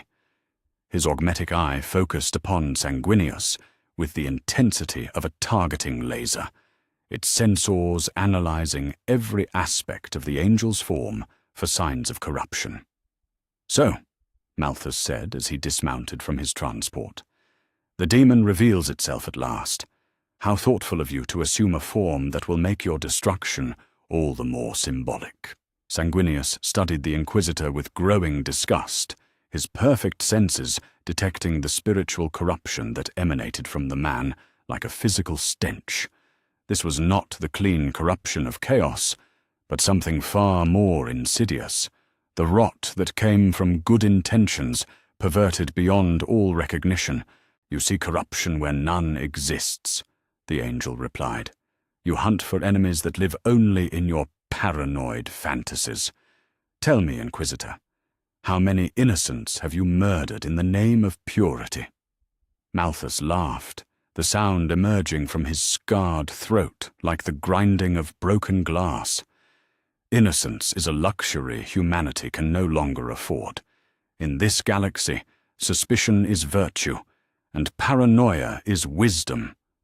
I have served the God Emperor for 3 centuries, and in that time I have learned that mercy is merely weakness disguised as virtue." "And what has your service accomplished?" Sanguinius asked, gesturing toward the burning ruins around them. "What great victories have you won through this systematic brutality? Have you brought hope to humanity? Have you built anything worthy of preservation?" "I have kept humanity pure," the Inquisitor replied with absolute conviction. "I have burned out corruption wherever I found it, cut away the diseased flesh before it could spread. That is victory enough for any servant of the throne." The angel's perfect features contorted with revulsion as he understood the full scope of what stood before him. Malthus was not evil in any simple sense. He genuinely believed that his actions served the greater good, that systematic brutality was a tool of salvation rather than damnation. The corruption that consumed him was not supernatural, but ideological, the madness that came from absolute certainty, wedded to unlimited power. "You have become the very enemy we fought against during the heresy," Sanguinius said quietly. "You torture innocents in the name of protection. You murder children in the name of purity. You have transformed the Imperium into a machine for grinding human souls into statistics. Heretical words from a heretical creature, Malthus snarled, his hand moving to the plasma pistol at his side. You seek to corrupt my purpose with doubt and false compassion. But I know what you are, demon. I know why you wear that face. The Inquisitor drew his weapon with practiced speed, its barrel glowing with barely contained energy as power cells cycled to full charge. Around him, his stormtroopers raised their own weapons, their training overriding any lingering doubts about their target's identity. You wear the face of Sanguinius, because you know it will cause the faithful to hesitate. Malthus continued, his augmetic eye locked upon his target. You hope that reverence for the past will blind them to the corruption of the present. But I will not be deceived. I will not allow sentiment to stay my hand. The plasma bolt that erupted from the Inquisitor's weapon should have been sufficient to destroy any mortal being, its superheated core burning through the air with the fury of a miniature star. Yet Sanguinius moved with reflexes honed across centuries of warfare, his perfect form flowing aside from the attack with fluid grace. The energy blast struck a pile of rubble behind him, vaporizing stone and metal in a brilliant flare of light. Civilians caught in the blast radius screamed as superheated fragments rained down around them, adding fresh casualties to the growing toll of inquisitorial justice. You miss your target and murder innocents instead, Sanguinius observed with cold fury. Is this the precision of your righteous judgment? Is this the surgical accuracy with which you excise corruption? Malthus's scarred features twisted with rage as he prepared to fire again. Acceptable casualties in the pursuit of a greater good. Their deaths serve the God Emperor's will by eliminating a threat to human purity. The second shot never came. Sanguinius moved with speed that transcended mortal perception, crossing the distance between them in a heartbeat. His perfect hand closed around Malthus's wrist with irresistible force, crushing the bones beneath his augmetic gauntlet while the plasma pistol clattered uselessly to the ground. Listen to me, you broken thing, the angel whispered, his voice carrying the weight of absolute authority. You claim to serve my father while betraying everything he stood for. You speak of purity while drowning in your own corruption. You have become the enemy you claim to fight. For a moment, something flickered in Malthus's augmetic eye. Fear, perhaps, or the distant echo of the man he had once been, before centuries of fanaticism had consumed his soul. Then the moment passed, and the Inquisitor's scarred features set in an expression of absolute defiance. I regret nothing, he gasped through gritted teeth.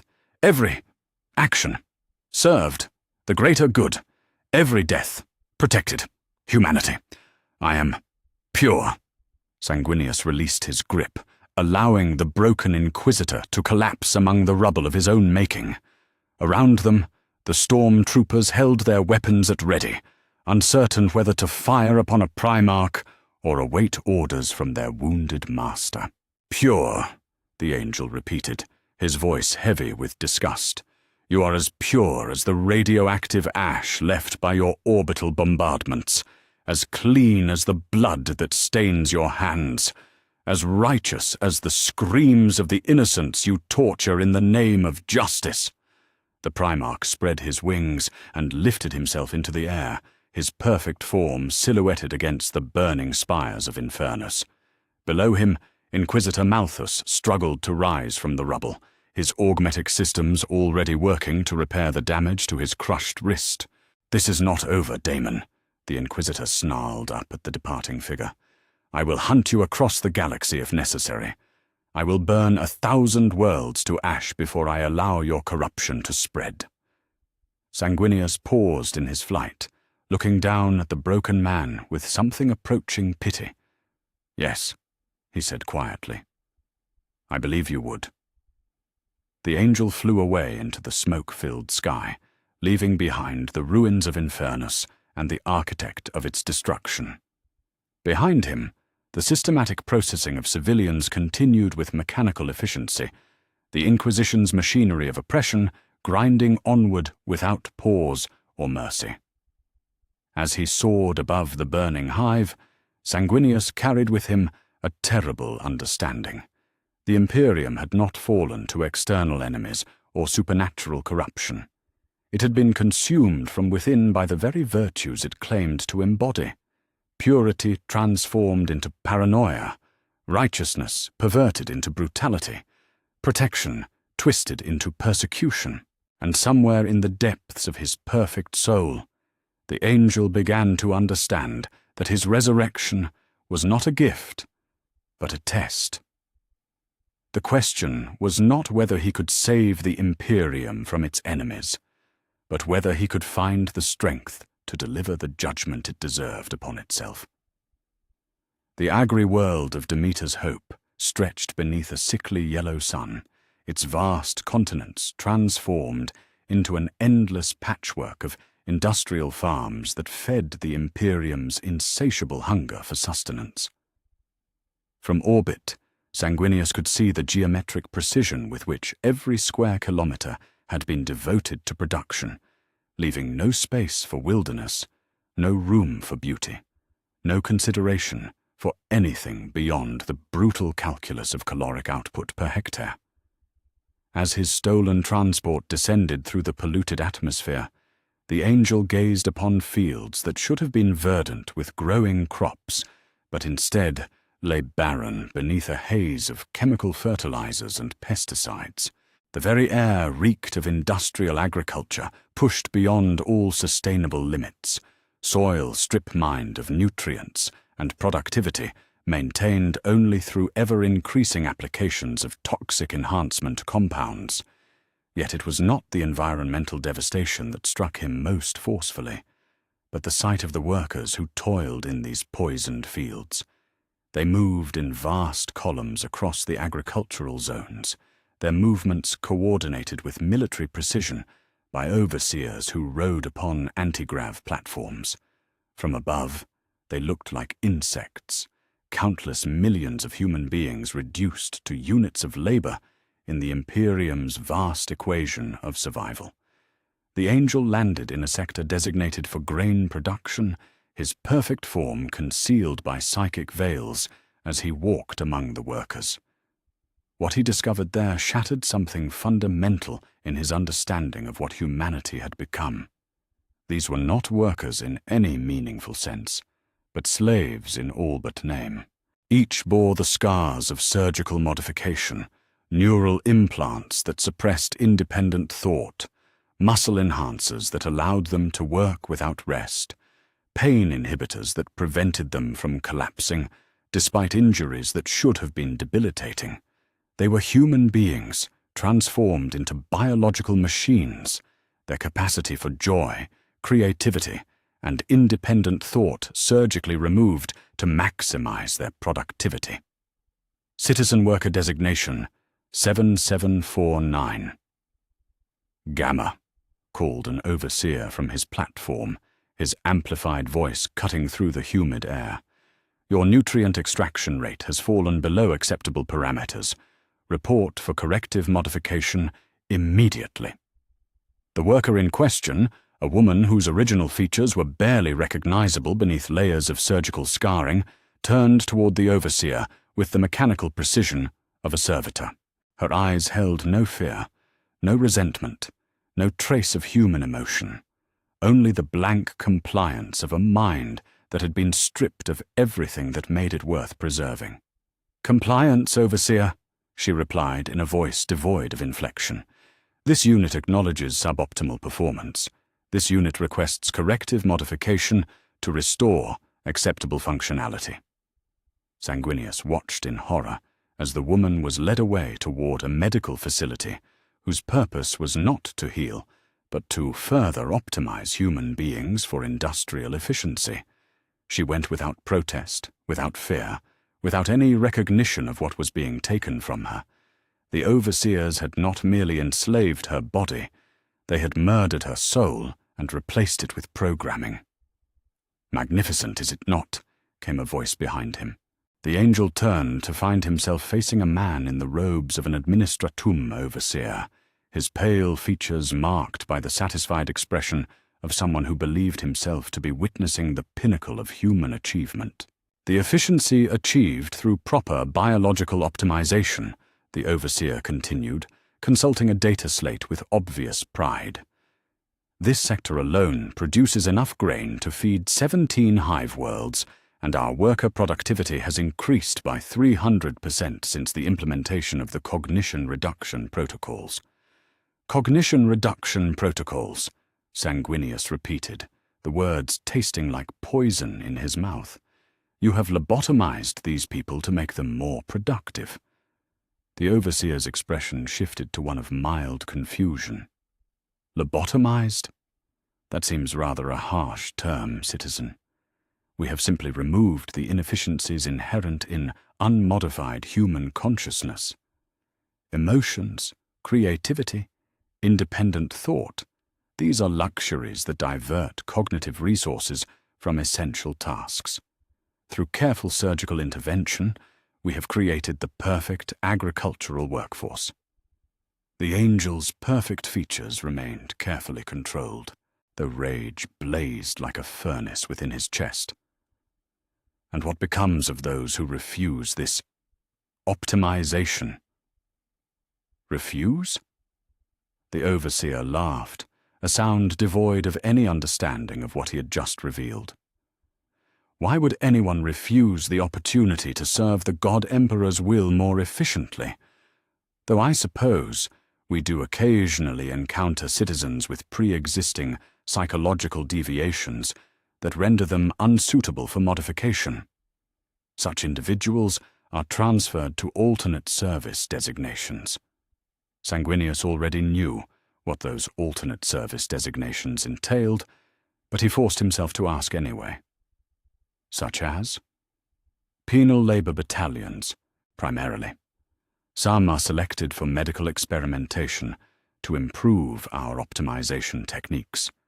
A few are processed into corpse starch to supplement nutritional supplies. The overseer spoke with the casual tone of someone discussing weather patterns. Nothing is wasted in the Emperor's service. The systematic transformation of human beings into industrial resources, their very bodies converted to food when they could no longer labor. This was the logical end point of the Imperium's obsession with efficiency over humanity. Sanguinius spread his wings and lifted himself into the air, unable to bear another moment in the presence of such casual monstrosity. He flew across Demeter's Hope's surface, witnessing scene after scene of industrial horror.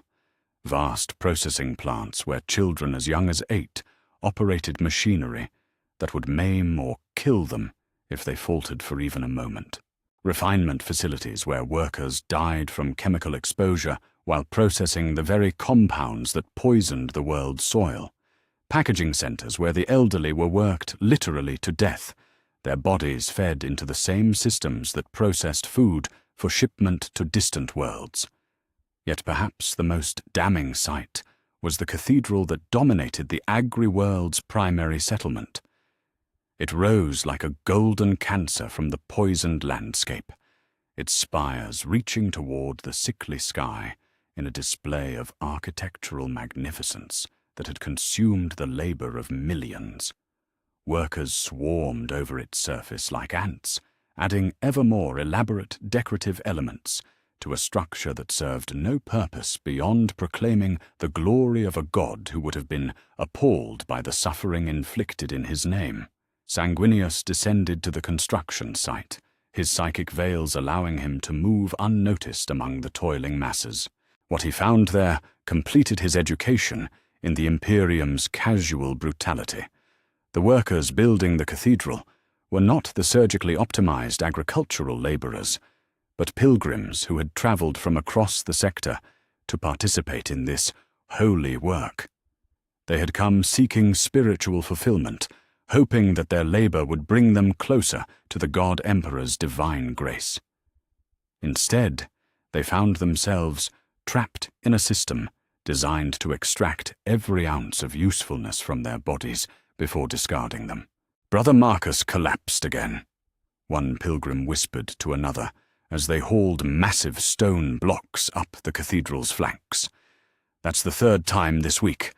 The overseers say if he falls again, they'll transfer him to corpse processing. The Emperor protects, his companion replied automatically, though his hollow eyes suggested little faith in divine intervention. We suffer for the glory of his sacred name. Our pain sanctifies this holy work. Sanguinius watched as pilgrims who had come to build something beautiful for their god instead found themselves worked to death in service to architectural vanity. They died of exhaustion, of malnutrition, of industrial accidents that could have been prevented with basic safety measures. Their bodies were indeed processed into corpse starch, their sacrifice transformed into literal sustenance for the endless machinery of imperial production. The angel observed construction overseers who wore ecclesiarchy symbols, while driving workers beyond human endurance. He witnessed tech priests who calculated optimal death rates to maximize productivity while minimizing resource wastage. Most horrifyingly, he saw chaplains who preached that suffering was virtue while ensuring that virtue remained in abundant supply. A group of children caught his attention, pilgrims too young to understand what they had volunteered for, but old enough to be useful for carrying tools and materials to the adult workers. They moved with the careful precision of those who had learned that mistakes brought savage punishment, their eyes already holding the hollow look of souls ground down by systematic brutality. It was while watching these children that Sanguinius made his choice. No longer could he remain a passive observer of institutional madness. No longer could he witness the systematic destruction of human dignity while telling himself that observation alone served some higher purpose. The angel allowed his psychic veils to dissipate, his perfect form becoming visible atop one of the cathedral's half-finished spires. The effect was immediate and electrifying. Workers throughout the construction site stopped their labors to stare upward at the figure of pristine beauty that had appeared among them like a vision from their most desperate prayers. "I am Sanguinius," he declared, his voice carrying clearly across the construction site without the need for amplification. "I died 10,000 years ago, believing that my sacrifice would preserve humanity's hope for a better future. I return to find that hope transformed into the very nightmare we fought to prevent." The workers fell to their knees in recognition, their faith overwhelming their exhaustion, as they beheld the angel of Baal returned to walk among the living. Yet Sanguinius felt no satisfaction in their worship, only grief for what they had been taught to accept as normal. "You have been told that suffering is virtue," he continued. "You have been taught that your pain sanctifies this meaningless monument to vanity. You have been convinced that the God Emperor demands your deaths in service to his glory. These are lies." Across the construction site, overseers and ecclesiarchy officials began shouting orders for the workers to return to their labors. Some drew weapons, preparing to use force to restore order. Others activated voxcasters to summon reinforcements from orbital command. The Emperor, I knew, valued human life above all else, Sanguinius declared, his perfect voice cutting through the chaos. He dreamed of a galaxy where humanity could flourish without fear, where knowledge and creativity were treasured rather than suppressed, where every person could aspire to greatness rather than mere survival. "Heresy!" screamed an ecclesiarchy overseer, his face purple with outrage. "The God Emperor demands sacrifice. Suffering purifies the soul. This false angel spreads the corruption of doubt. Sanguinius spread his wings wide, psychic energy radiating from his perfect form, like heat from a forge. Then let me show you what true purification looks like. What followed was not violence in any traditional sense, but a demonstration of power that transcended physical force. The angel reached out with his psychic abilities, not to harm but to heal. The neural implants that suppressed independent thought simply ceased to function. The chemical inhibitors that prevented workers from feeling pain or exhaustion were neutralized. The surgical modifications that had transformed human beings into biological machines were rendered inert. For the first time in decades, the workers of Demeter's Hope felt what it meant to be truly human. The effect was transformative and terrible. Workers who had accepted their fate with mechanical compliance suddenly understood the full scope of what had been taken from them. Pilgrims who had believed their suffering served a holy purpose realized they were dying to feed the vanity of corrupt officials. Children who had known only labor and pain glimpsed possibilities they had never imagined. Some wept at the restoration of emotions they had forgotten they possessed. Others screamed with rage at the years of stolen life that could never be recovered. Many simply stood in stunned silence, overwhelmed by sensations and thoughts that surgical modification had suppressed for so long that they seemed almost alien. "This is what you are," Sanguinius told them, his voice heavy with sorrow and rage in equal measure. Not tools to be optimized for efficiency, not resources to be consumed by the machinery of production. You are human beings, worthy of dignity, capable of greatness, deserving of hope. The transformation that swept across the construction site was beyond anything the overseers could control through conventional force. Workers who had been driven to the edge of death by systematic abuse suddenly felt the full weight of their grievances. Pilgrims who had accepted starvation as spiritual discipline understood that they had been deliberately malnourished to maximize their compliance. Yet even as Sanguinius liberated their minds from surgical suppression, he knew that the respite would be temporary. The Imperium's machinery of oppression was vast beyond comprehension, its capacity for systematic brutality refined across 10,000 years of practice. Individual acts of liberation could save individual lives, but they could not address the institutional cancer that had consumed human civilization.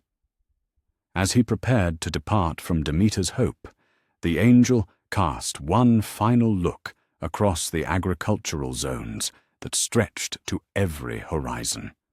Billions of human beings labored in conditions that would have horrified the architects of the Great Crusade, their lives measured not in years of fulfillment, but in units of productive output. This was what the Imperium had become in his absence, a machine for grinding human potential into raw materials for its own perpetuation. It had achieved a kind of stability, certainly, but it was the stability of death rather than life, of stagnation rather than growth, of despair masquerading as order. The Great Crusade had promised to unite humanity under reason and enlightenment, to build a civilization worthy of the species that had conquered the stars. Instead, it had created a tyranny so vast and systematic that even the most optimistic reformer could barely comprehend its scope.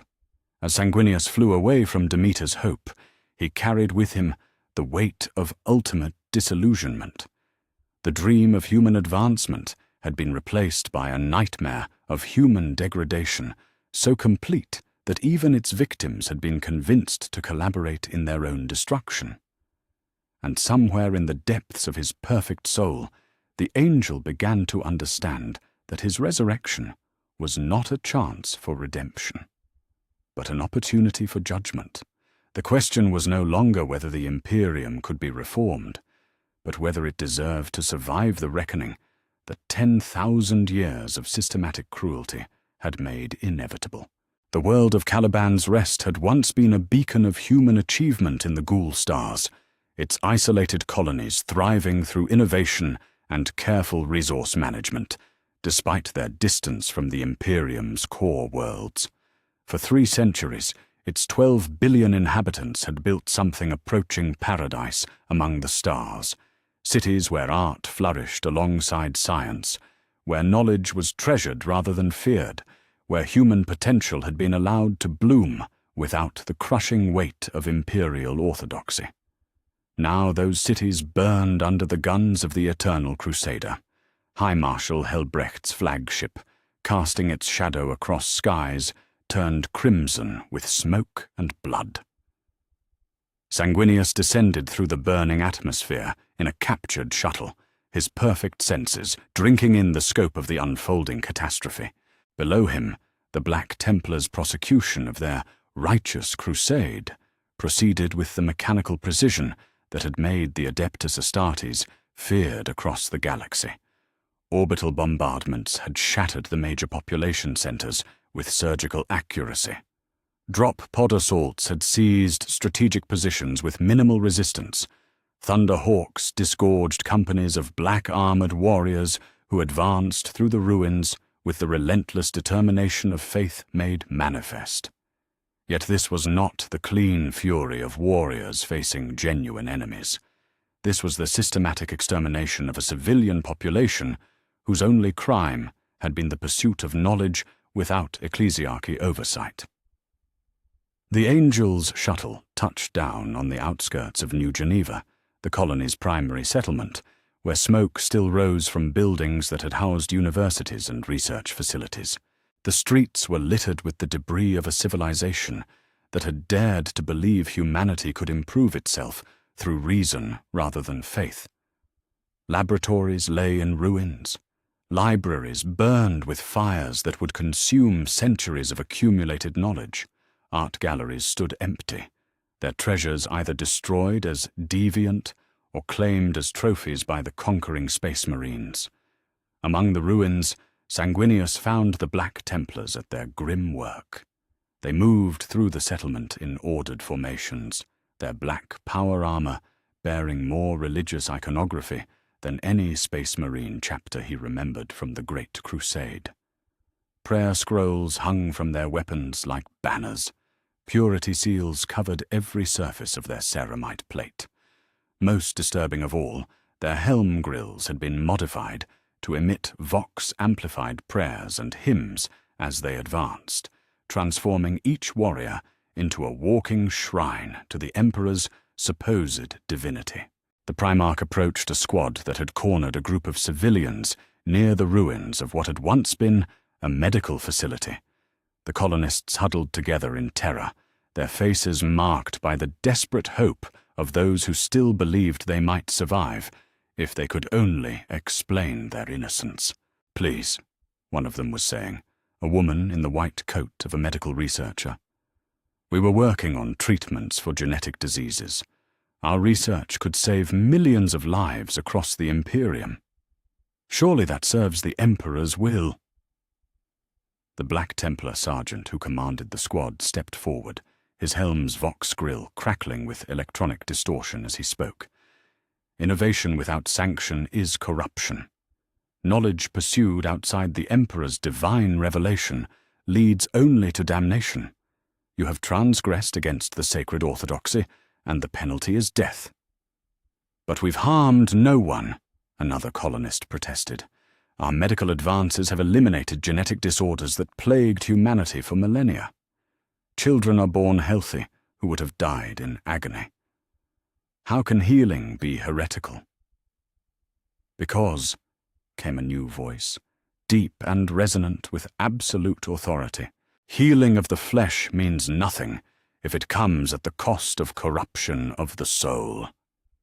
Chaplain Grimaldos strode through the ruins with the measured pace of divine judgment made manifest.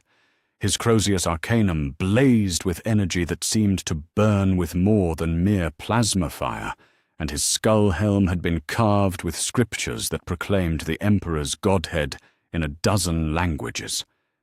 When he spoke, His voice carried the weight of absolute religious conviction. "You speak of healing," the chaplain continued, his gaze fixed upon the terrified colonists. "Yet you practice science divorced from faith. You pursue knowledge without proper spiritual guidance. You seek to improve upon the Emperor's perfect design for humanity.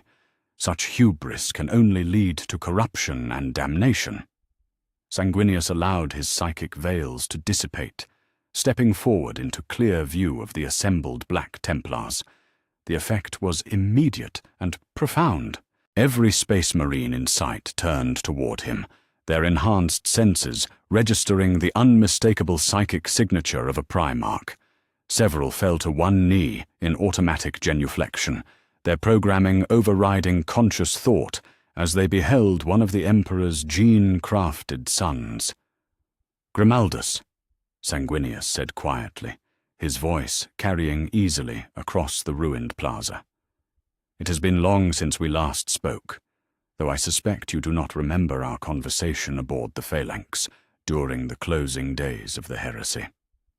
The chaplain's skull helm turned toward the angel with mechanical precision, his enhanced vision analyzing every aspect of Sanguinius's perfect form. When he spoke, his voice carried uncertainty for the first time since the Primarch's arrival. "Impossible," Grimaldus whispered.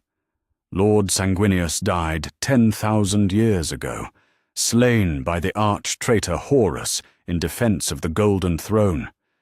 You cannot be. And yet here I stand," the angel interrupted, "returned to witness what my father's Imperium has become in the millennia since my death. Tell me, Grimaldus, what crime have these people committed that merits their execution?" The chaplain's certainty reasserted itself with the force of absolute faith. "They practice unsanctioned science. They pursue innovation without spiritual oversight. They seek to improve upon the God Emperor's perfect design for humanity. Their very existence is an affront to divine will." "The Emperor I knew valued human advancement above all else," Sanguinius replied, his perfect features set in an expression of carefully controlled fury. "He championed reason and science as the tools by which humanity would conquer the galaxy. He built the imperial truth upon the foundation that knowledge, not ignorance, would be our species' salvation." "Heretical words from a heretical apparition," Grimaldus snarled, raising his Crozius Arcanum as if preparing to strike. "The God Emperor's truth has been revealed through 10,000 years of divine guidance. Faith is our shield against corruption. Ignorance is our armor against temptation. To question these sacred principles is to question the divine will itself." Around the plaza, the assembled Black Templars shifted uncomfortably as they witnessed what might have been either a theological debate or the most elaborate heresy in imperial history. Their training warred with their conditioning as they struggled to reconcile their chaplain's words with the evidence of their enhanced senses. High Marshal Helbrecht's arrival resolved the crisis of authority through the simple expedient of superior rank. The chapter's supreme commander strode through the ruins, accompanied by a full company of Crusader squads, his artificer armor blazing with the accumulated honors of 3 centuries of warfare. When he spoke, his voice carried the weight of absolute command. "Lord Sanguinius," Helbrecht said, though his tone carried more wariness than reverence. "Your presence here complicates our sacred mission. These colonists have violated imperial doctrine through their pursuit of forbidden knowledge. They must face divine judgment for their transgressions." "Forbidden knowledge," the angel repeated. "Tell me, Marshal, what forbidden secrets have these researchers uncovered? What dark truths have they unearthed that threaten the stability of the Imperium?" Helbrecht gestured toward the ruins of the medical facility with obvious distaste.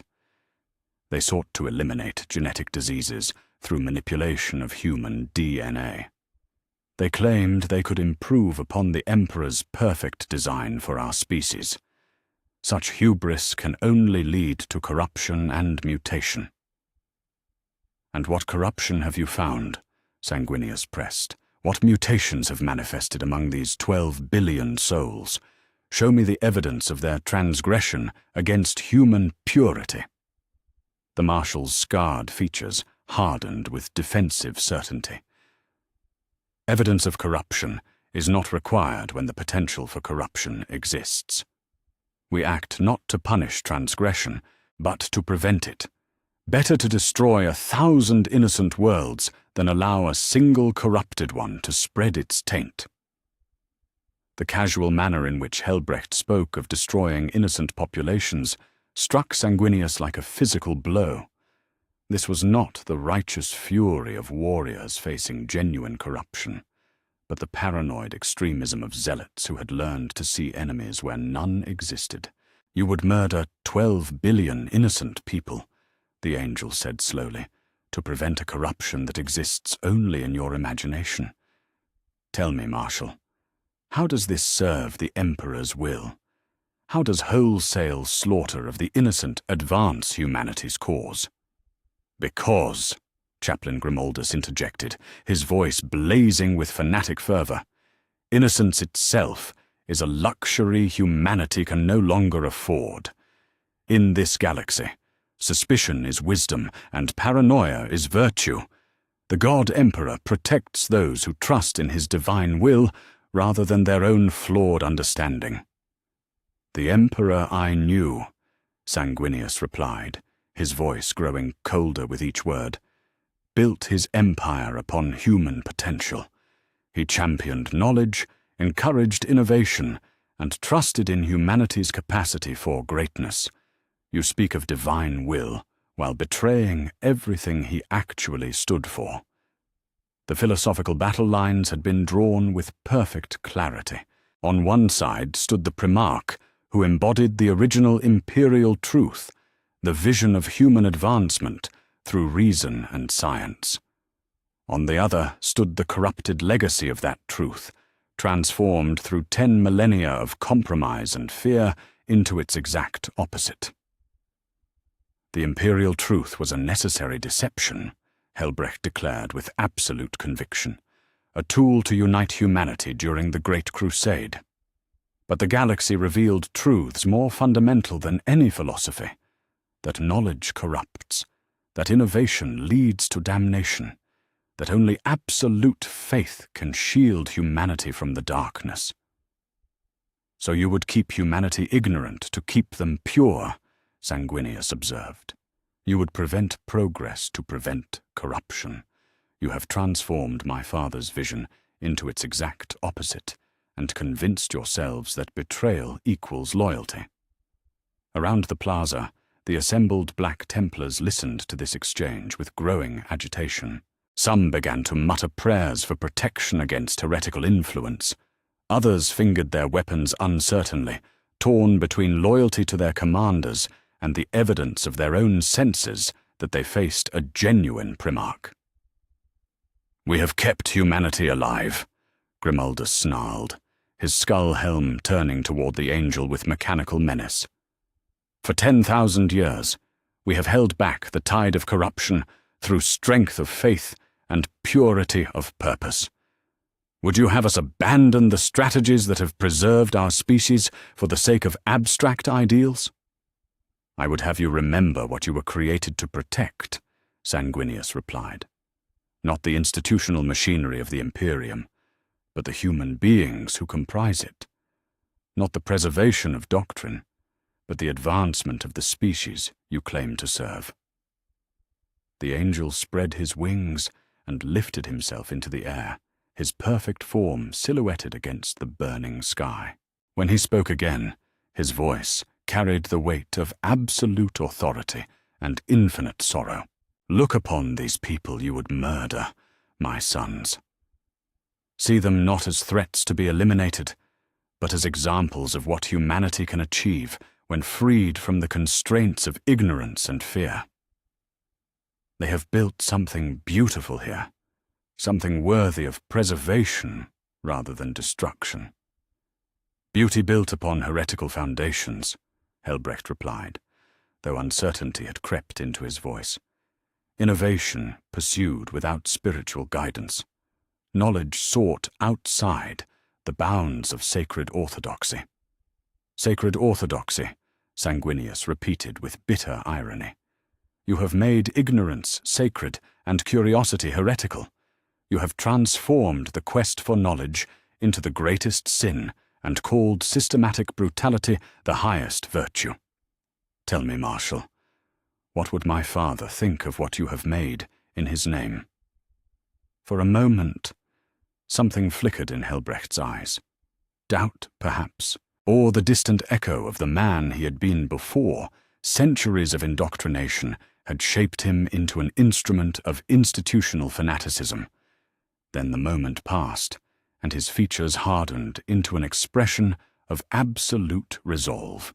The God Emperor's will is beyond mortal comprehension, the Marshal declared. We serve not our understanding of his desires, but the divine revelation transmitted through his sacred institutions. Faith is our guide, not reason.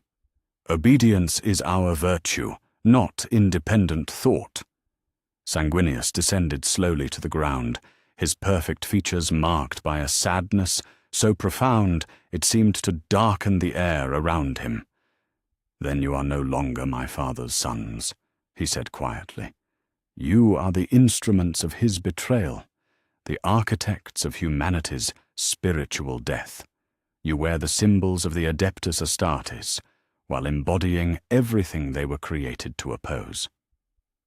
The angel turned to address the terrified colonists who had witnessed this exchange with growing hope and despair in equal measure. People of Caliban's rest, he said, his voice carrying clearly across the ruined plaza. You are not heretics for seeking to heal the sick. You are not criminals for pursuing knowledge. You are not enemies for daring to believe that humanity can be better than what it has become. Heretical words from a heretical source, Grimaldus snarled, raising his Crozius Arcanum in preparation for battle. No daemon wearing the face of sanctity will corrupt our sacred purpose. In the Emperor's name, I cast you down. The chaplain's charge was swift and deadly, his blessed weapon blazing with energy as he sought to strike down what he believed to be a manifestation of supernatural corruption. Yet Sanguinius moved with reflexes honed across centuries of warfare, his perfect form flowing aside from the attack with fluid grace. I will not fight you, Grimaldus, the angel said sadly. You are still my gene-son, however corrupted your purpose has become. But neither will I allow you to complete this massacre of innocents. The Primarch spread his wings and lifted himself skyward once more, his psychic powers reaching out to touch the minds of every Black Templar in the settlement. What he shared with them was not argument or philosophy, but memory, his own recollections of the Great Crusade, when Space Marines fought to unite humanity rather than suppress it, when knowledge was treasure rather than heresy, when the Emperor's vision encompassed human greatness rather than human subjugation. The effect was immediate and devastating. Several Black Templars fell to their knees as they experienced visions of what their chapter had once stood for. Others began removing their helms, their faces marked by confusion and dawning horror as they confronted the gap between ideal and reality. Psychic corruption! Helbrecht roared, drawing his power sword with savage determination. He seeks to turn us from our sacred purpose through supernatural influence. All units, engage with extreme prejudice. Yet even as the Marshal issued his commands, doubt had taken root among his warriors. They had felt the purity of the memories Sanguinius had shared, the nobility of purpose that had once driven their predecessors. Some refused to raise their weapons against a Primarch. Others turned them upon their own commanders rather than participate in genocide. In the chaos that followed, Sanguinius used his abilities not to strike down the Black Templars, but to shield the colonists from their fury. Psychic barriers turned aside bolter rounds and power weapon strikes. Telekinetic force fields protected the innocent while leaving their oppressors unharmed. It was mercy, but mercy that served to emphasize the magnitude of what had been lost. These warriors had once been instruments of liberation, the Emperor's angels of death who brought hope to oppressed populations across the galaxy. Now they were agents of the oppression they had once fought to eliminate, so thoroughly indoctrinated that they could no longer recognize the corruption of their own purpose. As the angel departed from Caliban's rest, leaving behind a chapter torn by internal conflict and a population saved from immediate destruction, he carried with him the weight of ultimate understanding. Even the Adeptus Astartes, the Emperor's most perfect creations, had been corrupted beyond recognition. They had transformed strength into brutality, duty into fanaticism, and protection into persecution. The Great Crusade's promise of human unity and advancement had become a nightmare of human oppression and stagnation.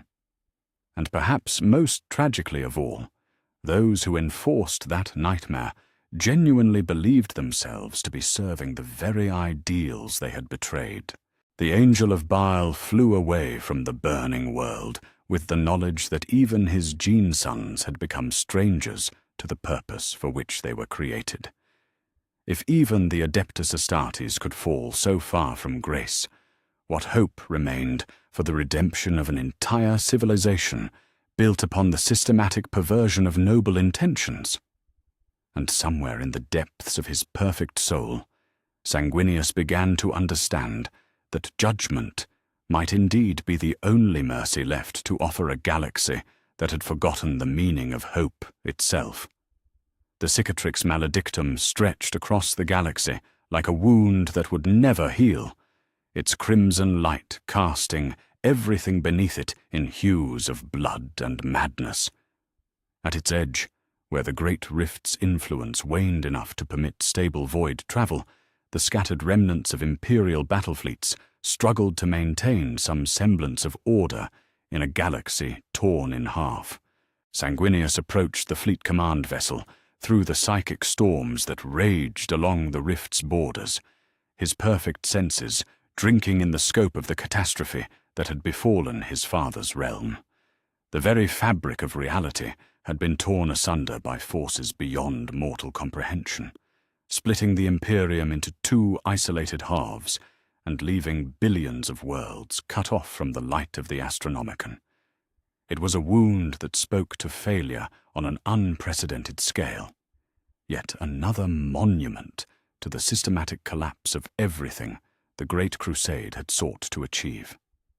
Yet as his stolen transport approached the massive battle barge that served as the fleet's flagship, Sanguinius felt something he had not experienced since his resurrection: hope. For the vessel bore the heraldry of the Ultramarines, and the psychic signature emanating from within was unmistakably familiar. Robot Guilliman lived. The Lord of Ultramar returned to a galaxy that desperately needed his administrative genius and strategic wisdom. The Angel's arrival aboard the Macragger's Honor was met with a level of security that spoke to the paranoid caution that had infected every aspect of Imperial governance. Ultramarines' honor guard surrounded him the moment his shuttle touched down in the hangar bay, their weapons trained upon his perfect form, while servo skulls conducted exhaustive scans for signs of corruption.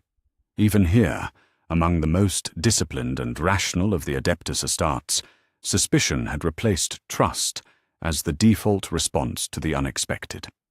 "Stand down," came a voice that cut through the tension like a blade through silk. Robuta Guilliman emerged from the hangar's command station, his massive form imposing even by Primarch standards. Yet something had changed in the centuries since their last meeting. The Lord of Ultramar's perfect features bore lines of weariness that spoke to burdens carried beyond any reasonable limit, and his eyes held a depth of disillusionment that Sanguinius recognized all too well. "Brother," Gilliman said, though his tone carried more caution than joy, "word of your return has reached even these distant borders, though I confess I had assumed the reports were either enemy deception or the desperate fantasies of a collapsing civilization." Sanguinius spread his wings in a gesture of open vulnerability, allowing his psychic signature to wash over the assembled ultramarines without any attempt at concealment. "As real as your own resurrection, Robot. Though I suspect our experiences of this changed galaxy have been educational." The bitter irony in the angel's voice was not lost on his brother. Gilliman dismissed his guards with a gesture, though Sanguinius noted that they withdrew only far enough to maintain tactical oversight of the hangar. Even here, in the presence of two Primarchs, trust was a luxury that could not be afforded. "Walk with me," Gilliman said, leading the way toward the battle barge's command decks. "There is much we need to discuss, and little time in which to discuss it. The galaxy burns, brother, and I fear we may be too late to prevent its complete collapse into madness." They walked through corridors that bore the accumulated damage of a decade spent fighting impossible battles against overwhelming odds. The pristine perfection that had once characterized Ultramarines' vessels was gone, replaced by the functional pragmatism of warriors who had learned to maintain their equipment with whatever materials came to hand. It was a small thing, perhaps, but it spoke to the systematic breakdown of the logistical networks that had once made the Imperium possible. "Tell me of your awakening," Gilliman said, as they entered a strategic planning chamber, dominated by a massive, hololithic display of the galaxy. "How long have you been conscious? What have you seen of our father's realm in the 10 millennia since our deaths?" Sanguinius studied the display with growing horror as he absorbed the full scope of the catastrophe that had befallen human civilization. Vast sectors marked in red indicated worlds lost to chaos incursions. Yellow zones denoted regions cut off from imperial contact by the Great Rift. Green areas, representing stable imperial control, comprised perhaps a third of what the realm had encompassed during the Great Crusade. "Long enough to understand that death was preferable to witnessing what we died to protect," the angel replied quietly. "I have seen our father transformed into the very god he sought to prevent humanity from creating. I have witnessed the systematic torture of innocence in the name of purity. I have watched our own gene sons murder civilians for the crime of seeking knowledge." "Then you understand," Gilliman said, his voice heavy with shared anguish. "You comprehend the magnitude of what has been lost while we slept. The Imperium that exists today is not merely a corrupted version of our father's vision. It is its exact opposite, a machine for grinding human potential into fuel for its own perpetuation." The angel turned to study his brother's profile, noting the way Gilliman's perfect features had been marked by centuries of impossible choices and Pyrrhic victories. "You speak as one who has tried to reform this system from within. Tell me, brother, what success have you achieved?" Gilliman's laugh held no humor whatsoever.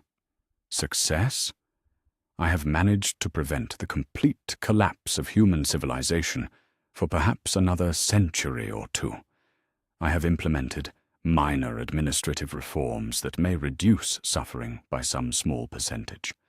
I have fought the Imperium's enemies while becoming increasingly certain that the Imperium itself may be the greatest enemy of all." "And yet you continue to serve it," Sanguinius observed. "You command its fleets, fight its wars, perpetuate its existence. Why?"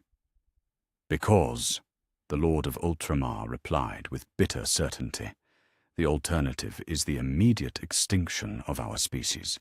The galaxy has become so hostile, so saturated with predators and corruption, that even this twisted parody of civilization is better than the chaos that would follow its collapse.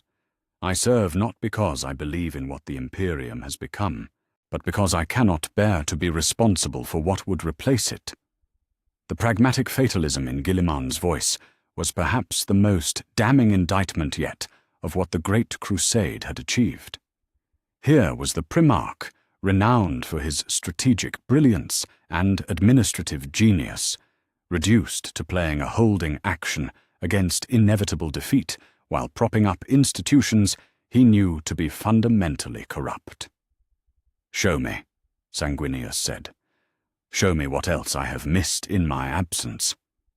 What followed was a strategic briefing that served as a catalogue of humanity's declining fortunes across 10 millennia of systematic failure.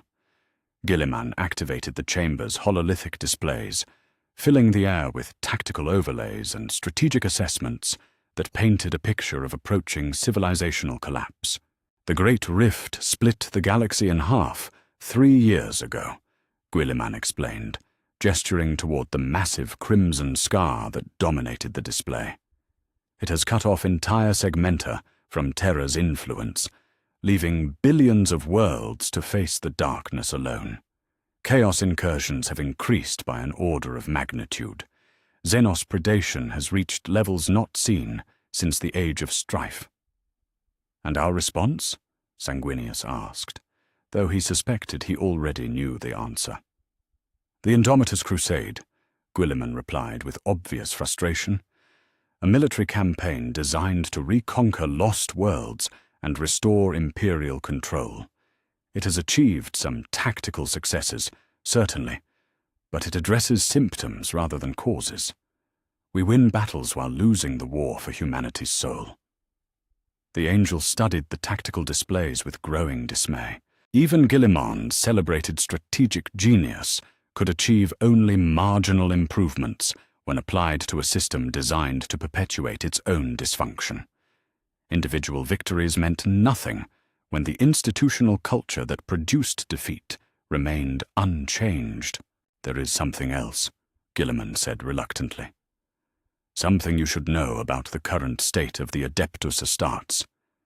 During my absence, the tech priest Belisarius Caol spent 10,000 years developing improvements to our gene seed."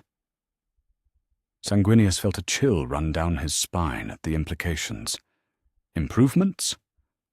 "The Primaris Marines," Guilliman explained, activating a display that showed the enhanced physiological specifications of the new generation of Space Marines. Larger, stronger, more resilient than their predecessors, equipped with weapons and equipment that surpass anything from the Great Crusade era. They are, by any objective measure, superior warriors. "Yet you speak of them with obvious reluctance," the angel observed. "What troubles you about these improvements?" Guilliman's perfect features twisted with an expression of profound unease. "They are perfect soldiers, brother. Too perfect. Caol eliminated not just physical weaknesses from their gene seed, but psychological ones as well. They question orders less, express doubt rarely, exhibit independent thought only when tactically necessary. They are exactly what the current Imperium needs, and everything our father sought to prevent." The implications struck Sanguinius like physical blows. The Primaris Marines were not improvements to the Adeptus Astartes, but replacements for them, warriors designed to serve the corrupt Imperium rather than the ideals it had once represented. They were symbols of humanity's abandonment of its potential in favor of efficient compliance. "More concerning still," Guilliman continued, "is their acceptance among the existing chapters. Many have embraced the Primaris reinforcements without question, seeing them as salvation rather than replacement. They welcome their own obsolescence if it means tactical advantage in the short term." "And the gene seed flaws?" Sanguinius asked, dreading the answer. "The black rage that torments my sons?" Present in the Primaris Marines as well, Guilliman confirmed. Call claimed he could eliminate such defects, but chose not to. He said they were integral to the spiritual essence of each Primarch's legacy. The suffering continues, brother. 10,000 years of agony, perpetuated deliberately in the name of preserving genetic purity. The casual cruelty of that decision, to preserve suffering because it was traditional rather than eliminate it because it was possible, encapsulated everything wrong with the Imperium's approach to human advancement. What of our other brothers? Sanguinius asked. Do any others walk among the living? Guilliman's expression darkened further. Magnus the Red has returned, but as a demon prince of Tsench. Mortarion serves Nurgle as a harbinger of decay. Angron has been resurrected as a bloodthirsty demon of Khorne. The lion may yet live, though he remains hidden in the rock. Korax pursues his own mysterious purposes in the warp. The rest remain either dead or missing. So few, Sanguinius murmured. So few of us remain loyal to what we once swore to protect. The question, Guilliman said quietly, is whether loyalty to that original vision requires loyalty to its current manifestation. Can we serve the Imperium that exists, knowing that it has become the antithesis of everything we died to preserve? It was the fundamental question that had tormented the Angel throughout his journey of discovery. The Imperium claimed continuity with the Great Crusade, yet embodied everything the Great Crusade had sought to eliminate. Its institutions bore the same names and symbols, yet served purposes diametrically opposed to their original intent. Reform seems impossible, Sanguinius observed. The corruption is too deep, too systemic. Every institution, every tradition, every aspect of imperial culture has been perverted beyond recognition. Yet revolution seems equally impossible, Guilliman replied. The scale of the Imperium is beyond comprehension. Even if we could somehow overthrow its leadership, what would replace it? How could we rebuild 1,000,000 worlds while fighting off the predators that would inevitably exploit the chaos of transition?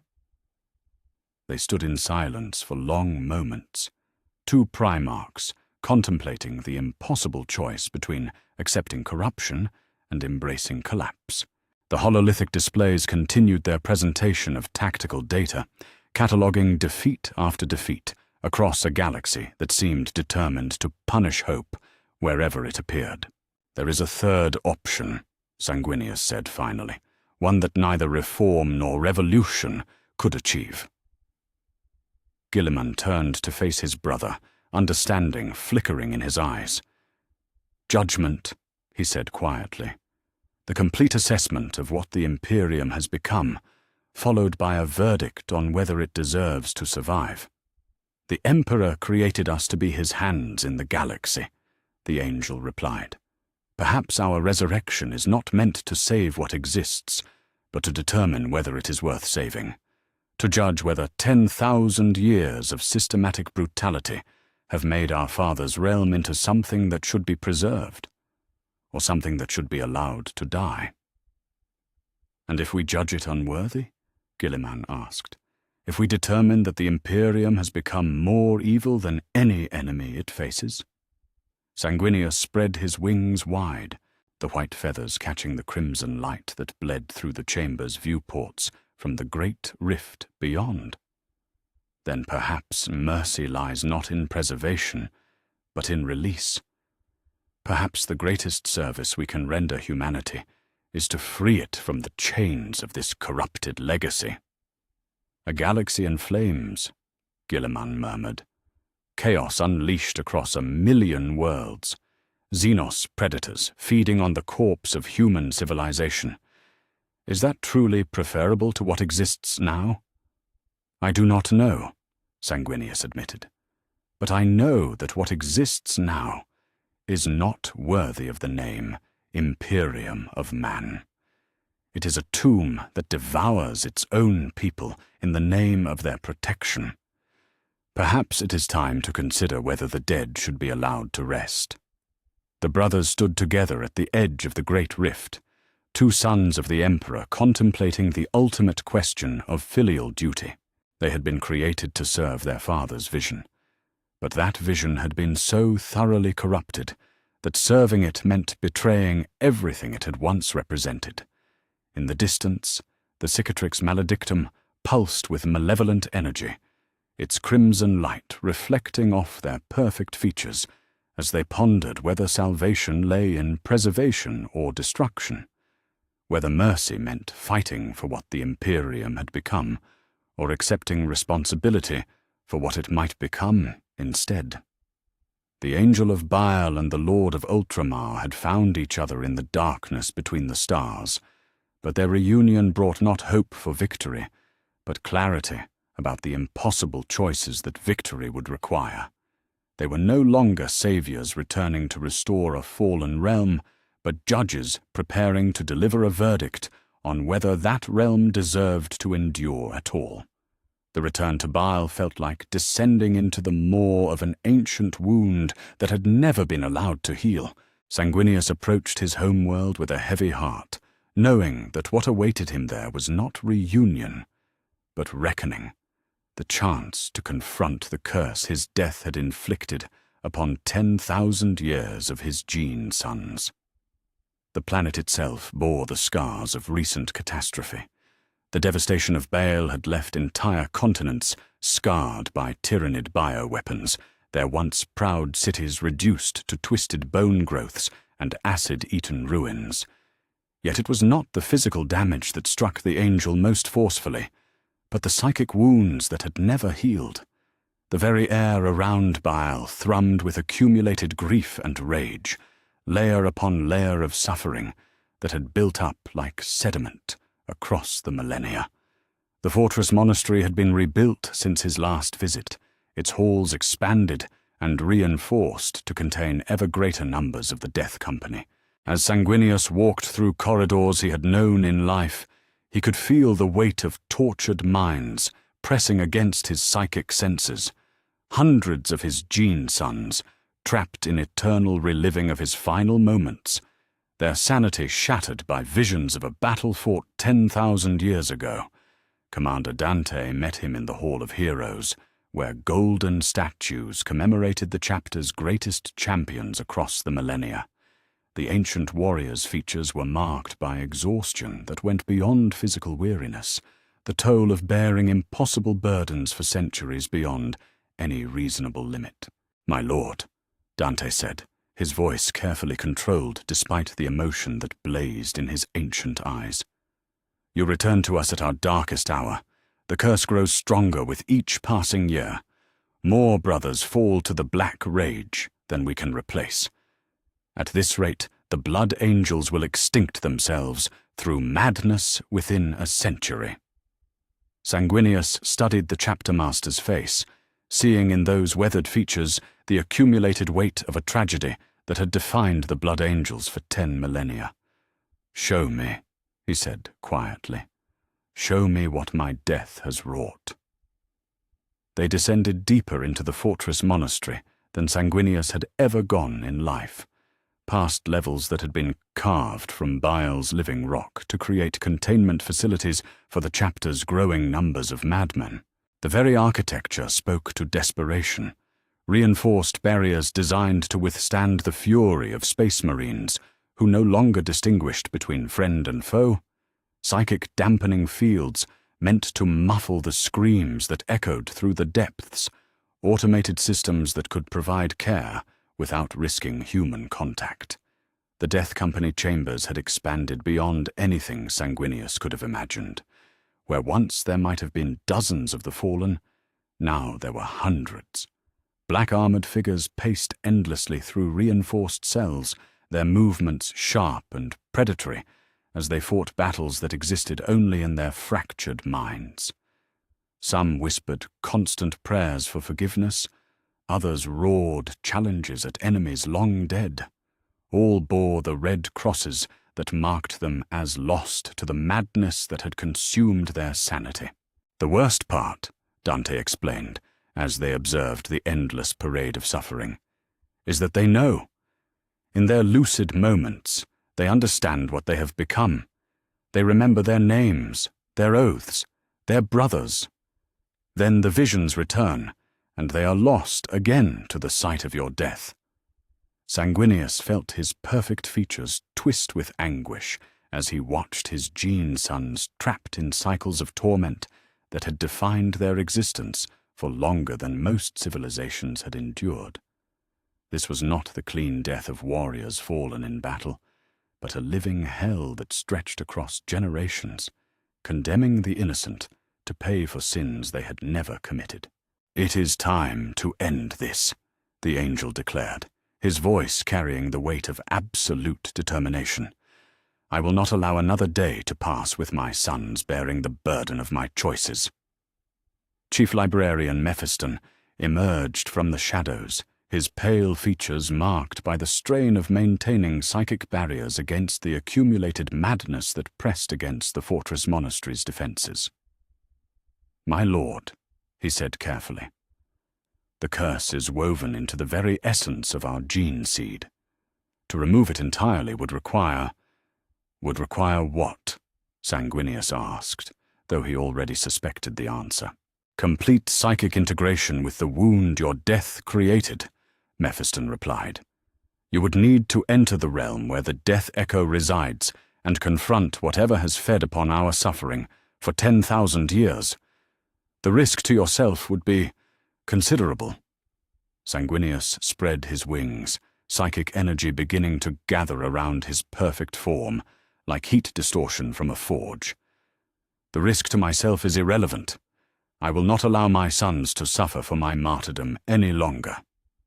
What followed was not mere meditation, but a deliberate descent into the deepest recesses of the warp, where thought became reality and emotion took physical form. Sanguinius projected his consciousness beyond the material realm, following the psychic threads that connected him to every blood angel who had ever lived. He followed those threads back through time and suffering, tracing the wound his death had carved through the collective soul of his gene line. The realm he entered was a reflection of the vengeful spirit's command deck, frozen at the moment of his death and replayed endlessly across 10 millennia. Here was the source of the curse, not merely the psychic shock of his passing, but something far more insidious that had taken root in that wound and grown fat on the suffering it generated. The thing that wore Horus's face was an abomination beyond easy description, a demon shade that had been born from the intersection of the angel's death and the accumulated rage of his sons. It possessed the War Master's features and voice, but twisted by 10,000 years of feeding upon anguish and fury. Its very presence was a blasphemy against both life and death, a parasite that had made itself at home in the wound between reality and nightmare. "My brother returns," the Horus thing said, its voice carrying the corruption of ages. "How thoughtful of you to visit the monument to your greatest failure. Do you see what your sacrifice accomplished? Do you understand what your death has wrought?" Around them, the phantom deck of the vengeful spirit writhed with the shapes of tortured blood angels, each one locked in eternal combat with enemies that existed only in their fractured minds. They fought and died, and rose again to fight once more, their suffering feeding the demon shade that had made itself god of their private hell. "You are not Horus," Sanguinius declared, his perfect form blazing with psychic fire. "You are the echo of a wound that should have healed long ago. Release my sons from this torment." The demon shade laughed, the sound echoing across the phantom battlefield like the grinding of broken glass. "Release them. They chose this torment themselves. Each time one of your gene sons falls to the black rage, they come here willingly. They prefer the familiar pain of your death to the uncertain agony of continued existence. Because you have convinced them that suffering is virtue, Sanguinius replied, his voice heavy with understanding. "You have twisted their grief into worship, their mourning into obsession. You have made them prisoners of their own devotion. As you made them prisoners of your choices, the Horus thing countered. Your death created this wound. Your sacrifice carved this scar through the souls of all who bear your blood. I merely inhabit what you created." The truth of those words struck Sanguinius like physical blows. He had indeed created this wound through his choice to die aboard the vengeful spirit. His sacrifice, however noble its intention, had condemned countless generations of his sons to relive his final moments in endless agony. The demon shade had not created their suffering. It had simply learned to feed upon what his martyrdom had made inevitable. "Then I will unmake what I made," the angel declared. "I will seal the wound my death created, even if it requires another death to accomplish." The battle that followed transcended physical combat, becoming instead a contest of will and purpose that shook the very foundations of the psychic realm. Sanguinius fought not with blade or bolter, but with the force of absolute determination, wedded to perfect love for his tormented sons. Each blow he struck was powered by centuries of accumulated guilt and grief. Every defense he raised, built from the certainty that no price was too high to pay for their freedom. The demon shade fought with equal fury, wielding weapons forged from the despair and rage it had harvested across 10,000 years. It struck at the angel with the accumulated anguish of every blood angel who had ever fallen to the black rage, seeking to add his suffering to the feast it had enjoyed for so long. Yet for all its accumulated power, the demon shade was ultimately a parasite, a creature that could only consume what others created, not generate its own strength.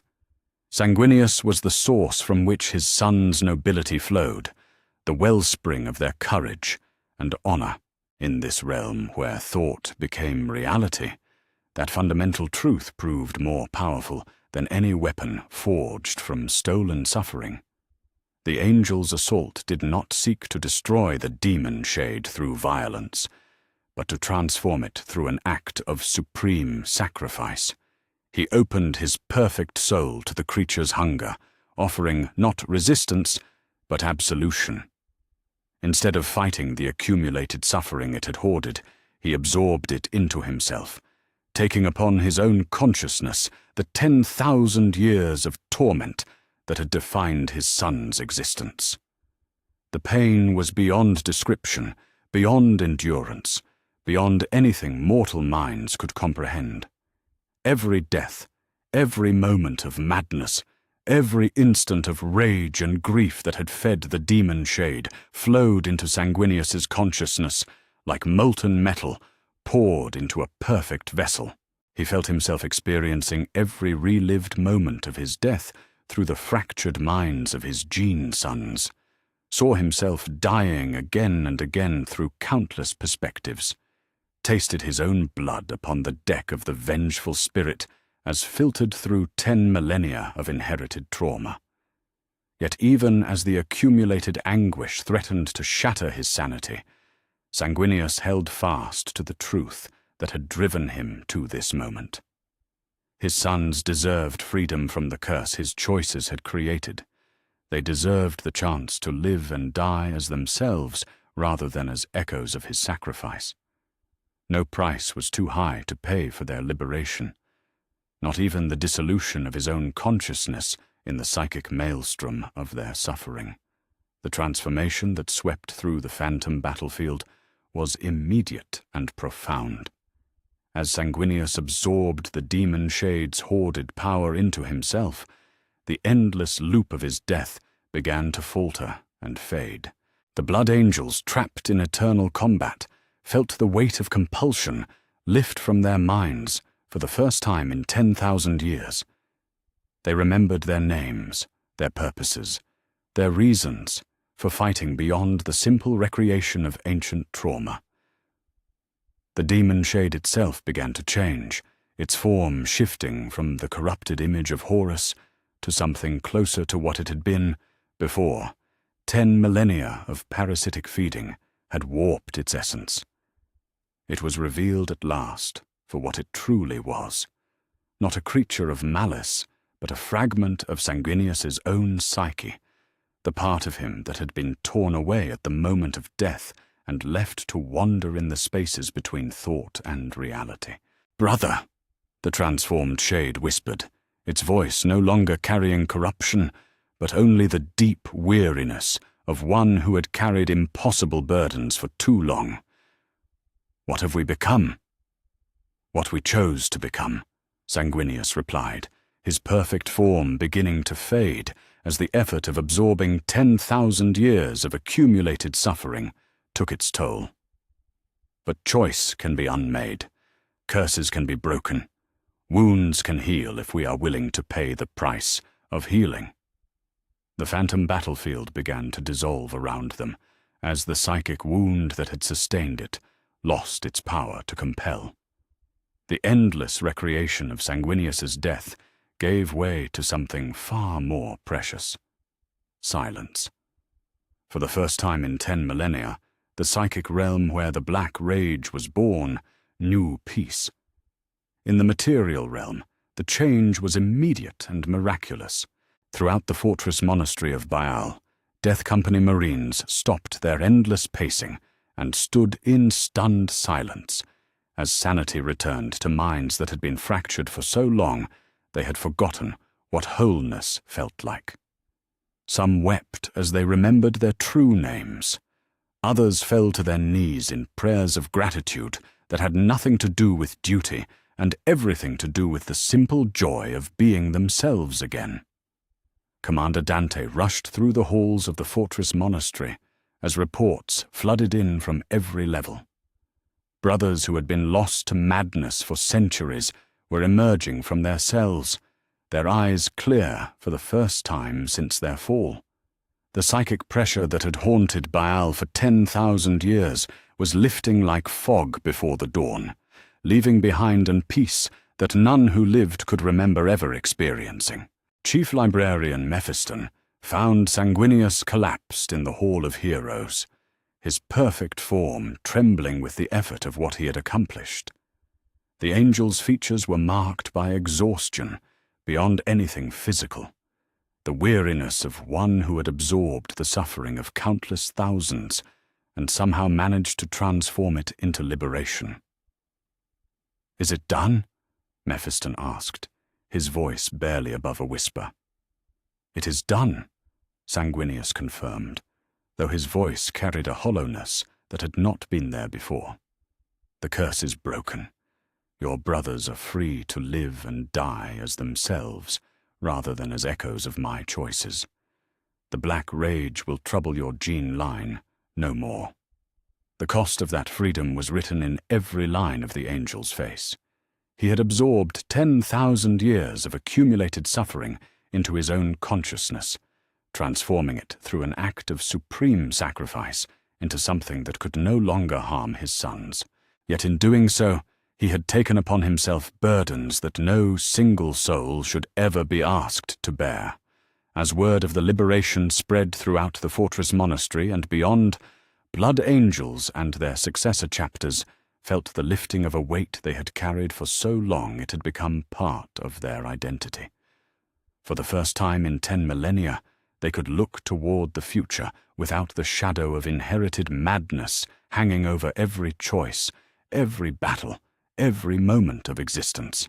Sanguinius had given his sons the greatest gift possible, freedom from the curse his own sacrifice had created.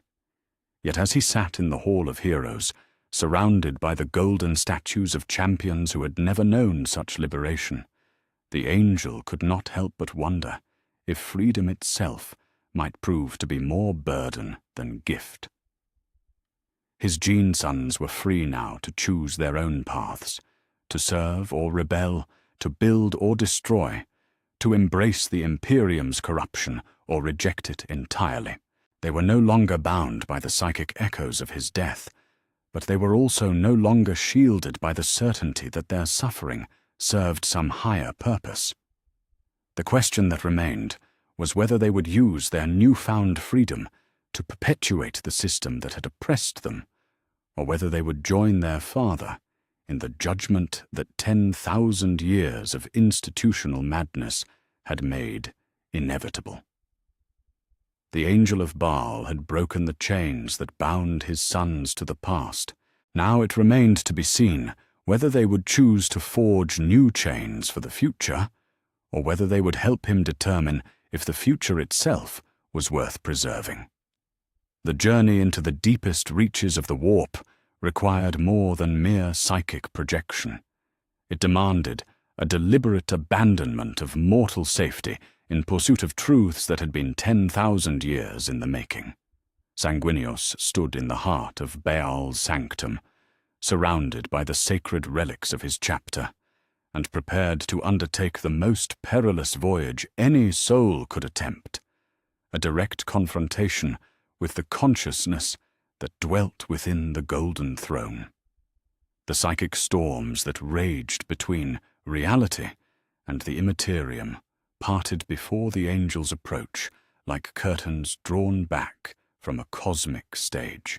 His perfect soul blazed with purpose as he navigated currents of raw emotion and crystallized thought, following the golden thread of connection that bound every human consciousness to the beacon that was his father's presence.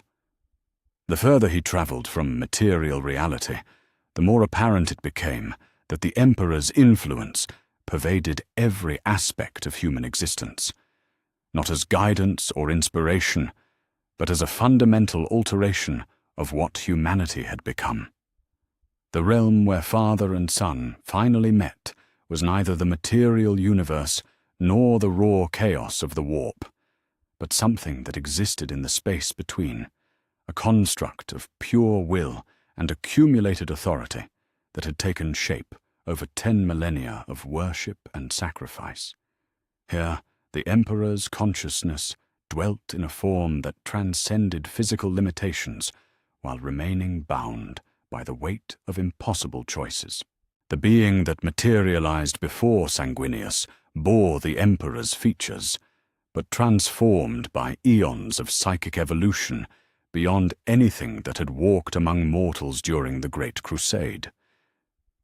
This was consciousness as architecture, will made manifest in dimensions that mortal minds could barely comprehend. When he spoke, his voice carried the accumulated weight of every prayer ever offered in his name, every sacrifice made upon the altar of human survival. "My son," the Emperor said, his words echoing across the psychic realm with the force of absolute authority. "You have traveled far to reach this place.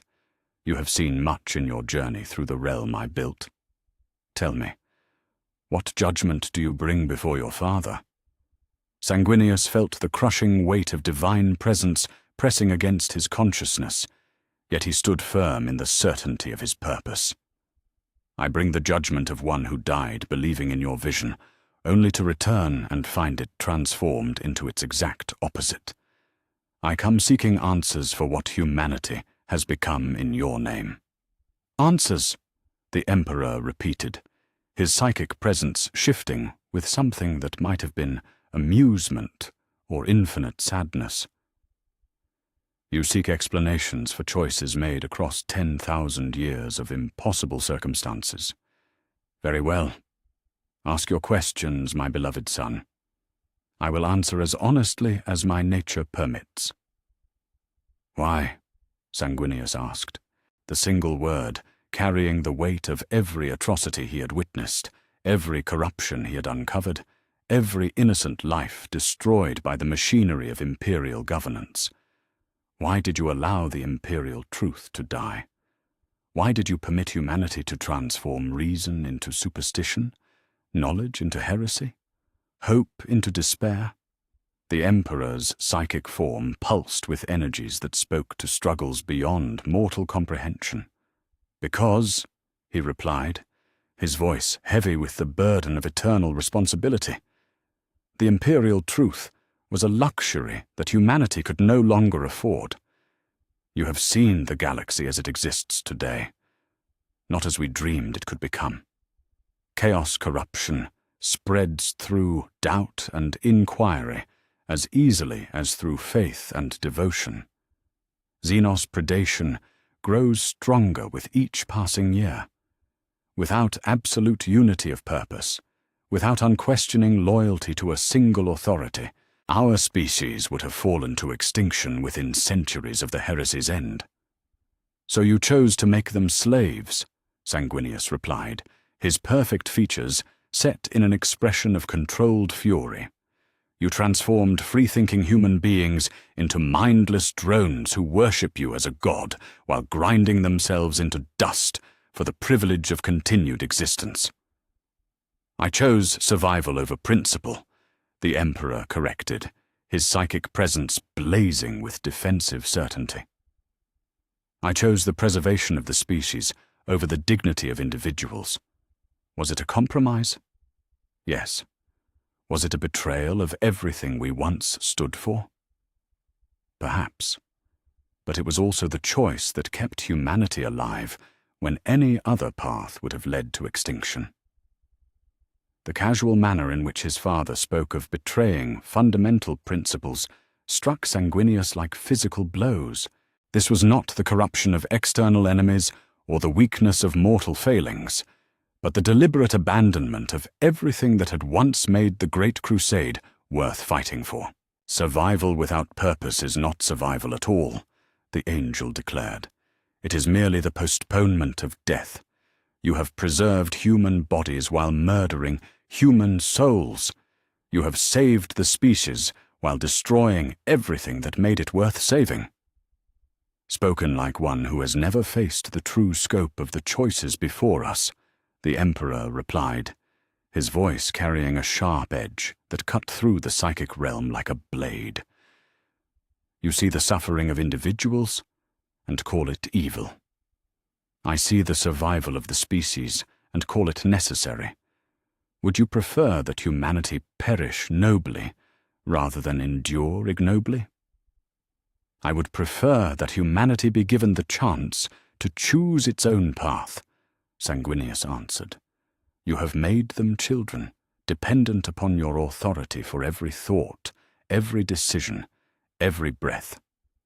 They worship you not from love but from fear, serve you not from inspiration but from terror of the alternatives. You have convinced them await any deviation from absolute obedience. The Emperor's psychic presence shifted, revealing glimpses of the vast calculations that had shaped 10,000 years of human history. In those glimpses, Sanguinius saw the scope of threats that his father had faced, chaos incursions that could have consumed entire sectors, Xenos invasions that would have reduced humanity to a slave species, internal rebellions that could have shattered the Imperium into warring fragments, too small to defend themselves against predators that circled at the galaxy's edge. Every choice I made was calculated to maximize human survival, the Emperor explained, his voice carrying the weight of impossible mathematics. Every compromise, every betrayal, every atrocity was weighed against the alternatives and found to be the lesser evil. Would you have preferred that I maintained the imperial truth while watching chaos corrupt entire worlds through academic inquiry? Should I have preserved individual freedom while Xenos fleets reduced human populations to cattle? You could have found another way, Sanguinius insisted. You could have trusted in human ingenuity, in our capacity for growth and adaptation. Instead, you chose the path of least resistance, the solution that required no innovation, no growth, no hope for anything better than what already existed. And what evidence? The Emperor asked with devastating precision. Do you have that any other path was possible? You have seen the galaxy as it exists today. You have witnessed the relentless pressure of forces that seek humanity's destruction.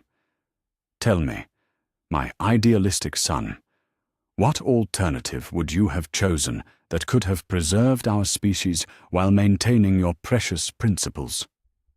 The question hung in the psychic realm like a challenge, demanding an answer that Sanguinius knew he could not provide. He had witnessed the full scope of the threats that faced humanity, seen the terrible efficiency with which chaos and xenos predation could exploit any weakness in Imperial defenses. Perhaps his father was right. Perhaps there truly had been no other choice. Yet even as that thought formed in his mind, the angel rejected it with the full force of his perfect will. "I do not know what other choices were possible," he admitted. "But I know that the choice you made was wrong. You have created a system so fundamentally corrupt that it has become a greater threat to humanity than any external enemy." "Explain," the Emperor commanded, his psychic presence focusing upon his son with the intensity of a stellar corona. "Your Imperium murders innocence in the name of purity," Sanguinius began, his voice growing stronger with each accusation. "It burns knowledge in the name of orthodoxy. It crushes human potential in the name of stability. It has become a machine for transforming hope into despair, creativity into conformity, love into fear. The very institutions you created to protect humanity have become its greatest oppressors." "Temporary measures," the Emperor replied, though uncertainty had crept into his psychic voice. "Necessary compromises that can be reversed when the immediate threats have been neutralized." 10,000 years is not temporary," Sanguinius declared. 10,000 years is permanent. You have created a culture of systematic brutality that has infected every aspect of human civilization. Your temporary compromises have become eternal institutions. Your necessary evils have become virtues in the minds of those who enforce them. The silence that followed was more profound than any argument, carrying within it the weight of recognition that even the Emperor could not deny. His psychic presence fluctuated as he confronted truths that 10 millennia of self-justification had not been able to erase. "Perhaps," the Emperor said finally, his voice carrying a note of something that might have been regret, "I underestimated the difficulty of reversing such measures once they became entrenched. Perhaps I failed to foresee how thoroughly my servants would internalize the compromises I believed to be temporary expedients." "You failed," Sanguinius agreed, his perfect features marked by infinite sadness, "because you chose to rule through fear rather than inspiration. You demanded worship instead of respect. You created a system that could function without your direct involvement, then abandoned it to evolve according to its own corrupted logic." "And what would you have me do now?" the Emperor asked, his psychic form beginning to waver, as the effort of maintaining such concentrated consciousness took its toll. "The system you condemn is also the system that keeps our species alive. To dismantle it would be to invite the very extinction I sought to prevent."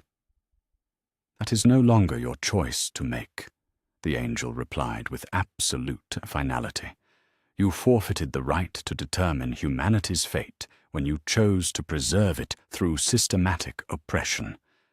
The species you saved has the right to judge whether that salvation was worth the price you demanded them to pay." "And you?" the Emperor pressed, his fading presence focusing upon his son with desperate intensity. "What judgment do you bring? What verdict does the angel of Baal deliver upon his father's realm?" Sanguinius felt the weight of 10,000 years of accumulated suffering pressing upon his consciousness, the torture of innocents, the murder of children, the systematic destruction of everything that made humanity worth preserving.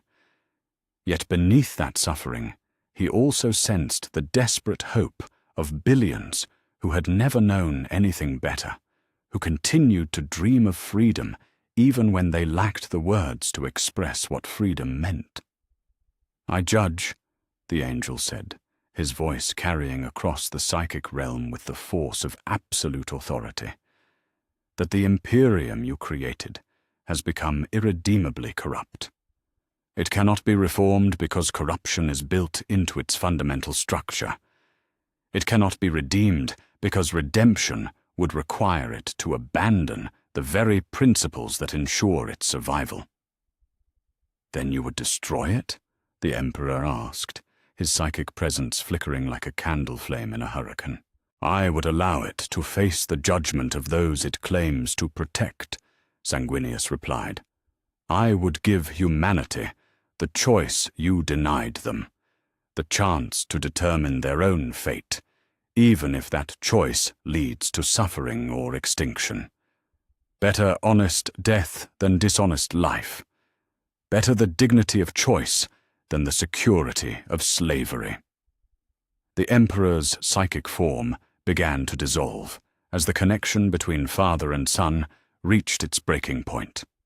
"Then you are no longer my son," he said, his voice carrying the weight of cosmic disappointment. "You have become something I cannot recognize or approve." "No," Sanguinius corrected, his perfect features set in an expression of infinite resolve.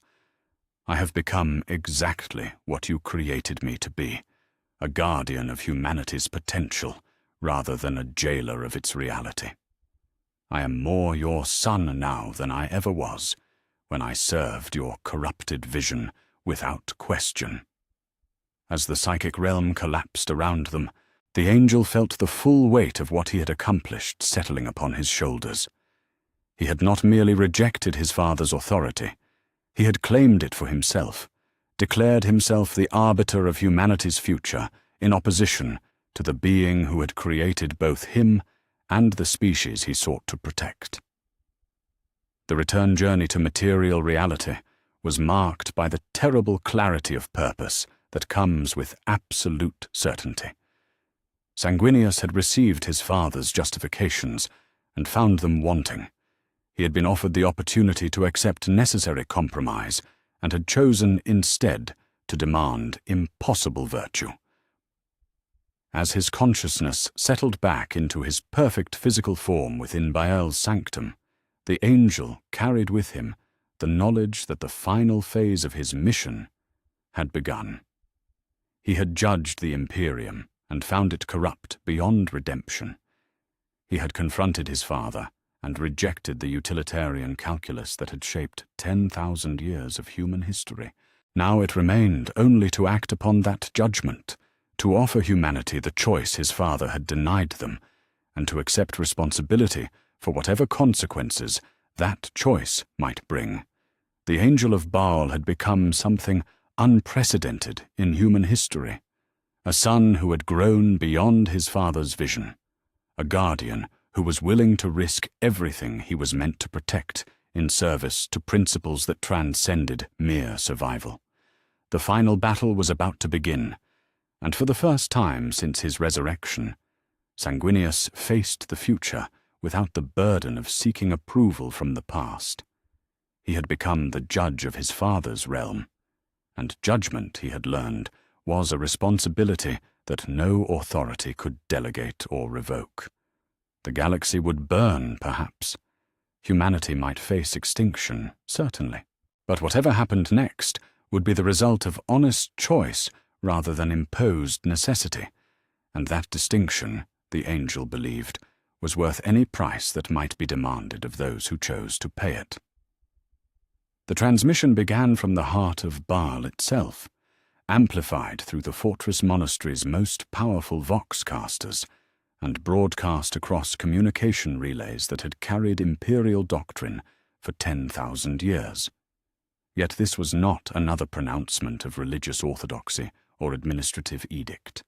This was the voice of a primarch, speaking truths that had been buried beneath millennia of systematic lies. Sanguinius stood before the great astropathic choir of his chapter, his perfect form silhouetted against viewing ports that showed the crimson sky of his homeworld.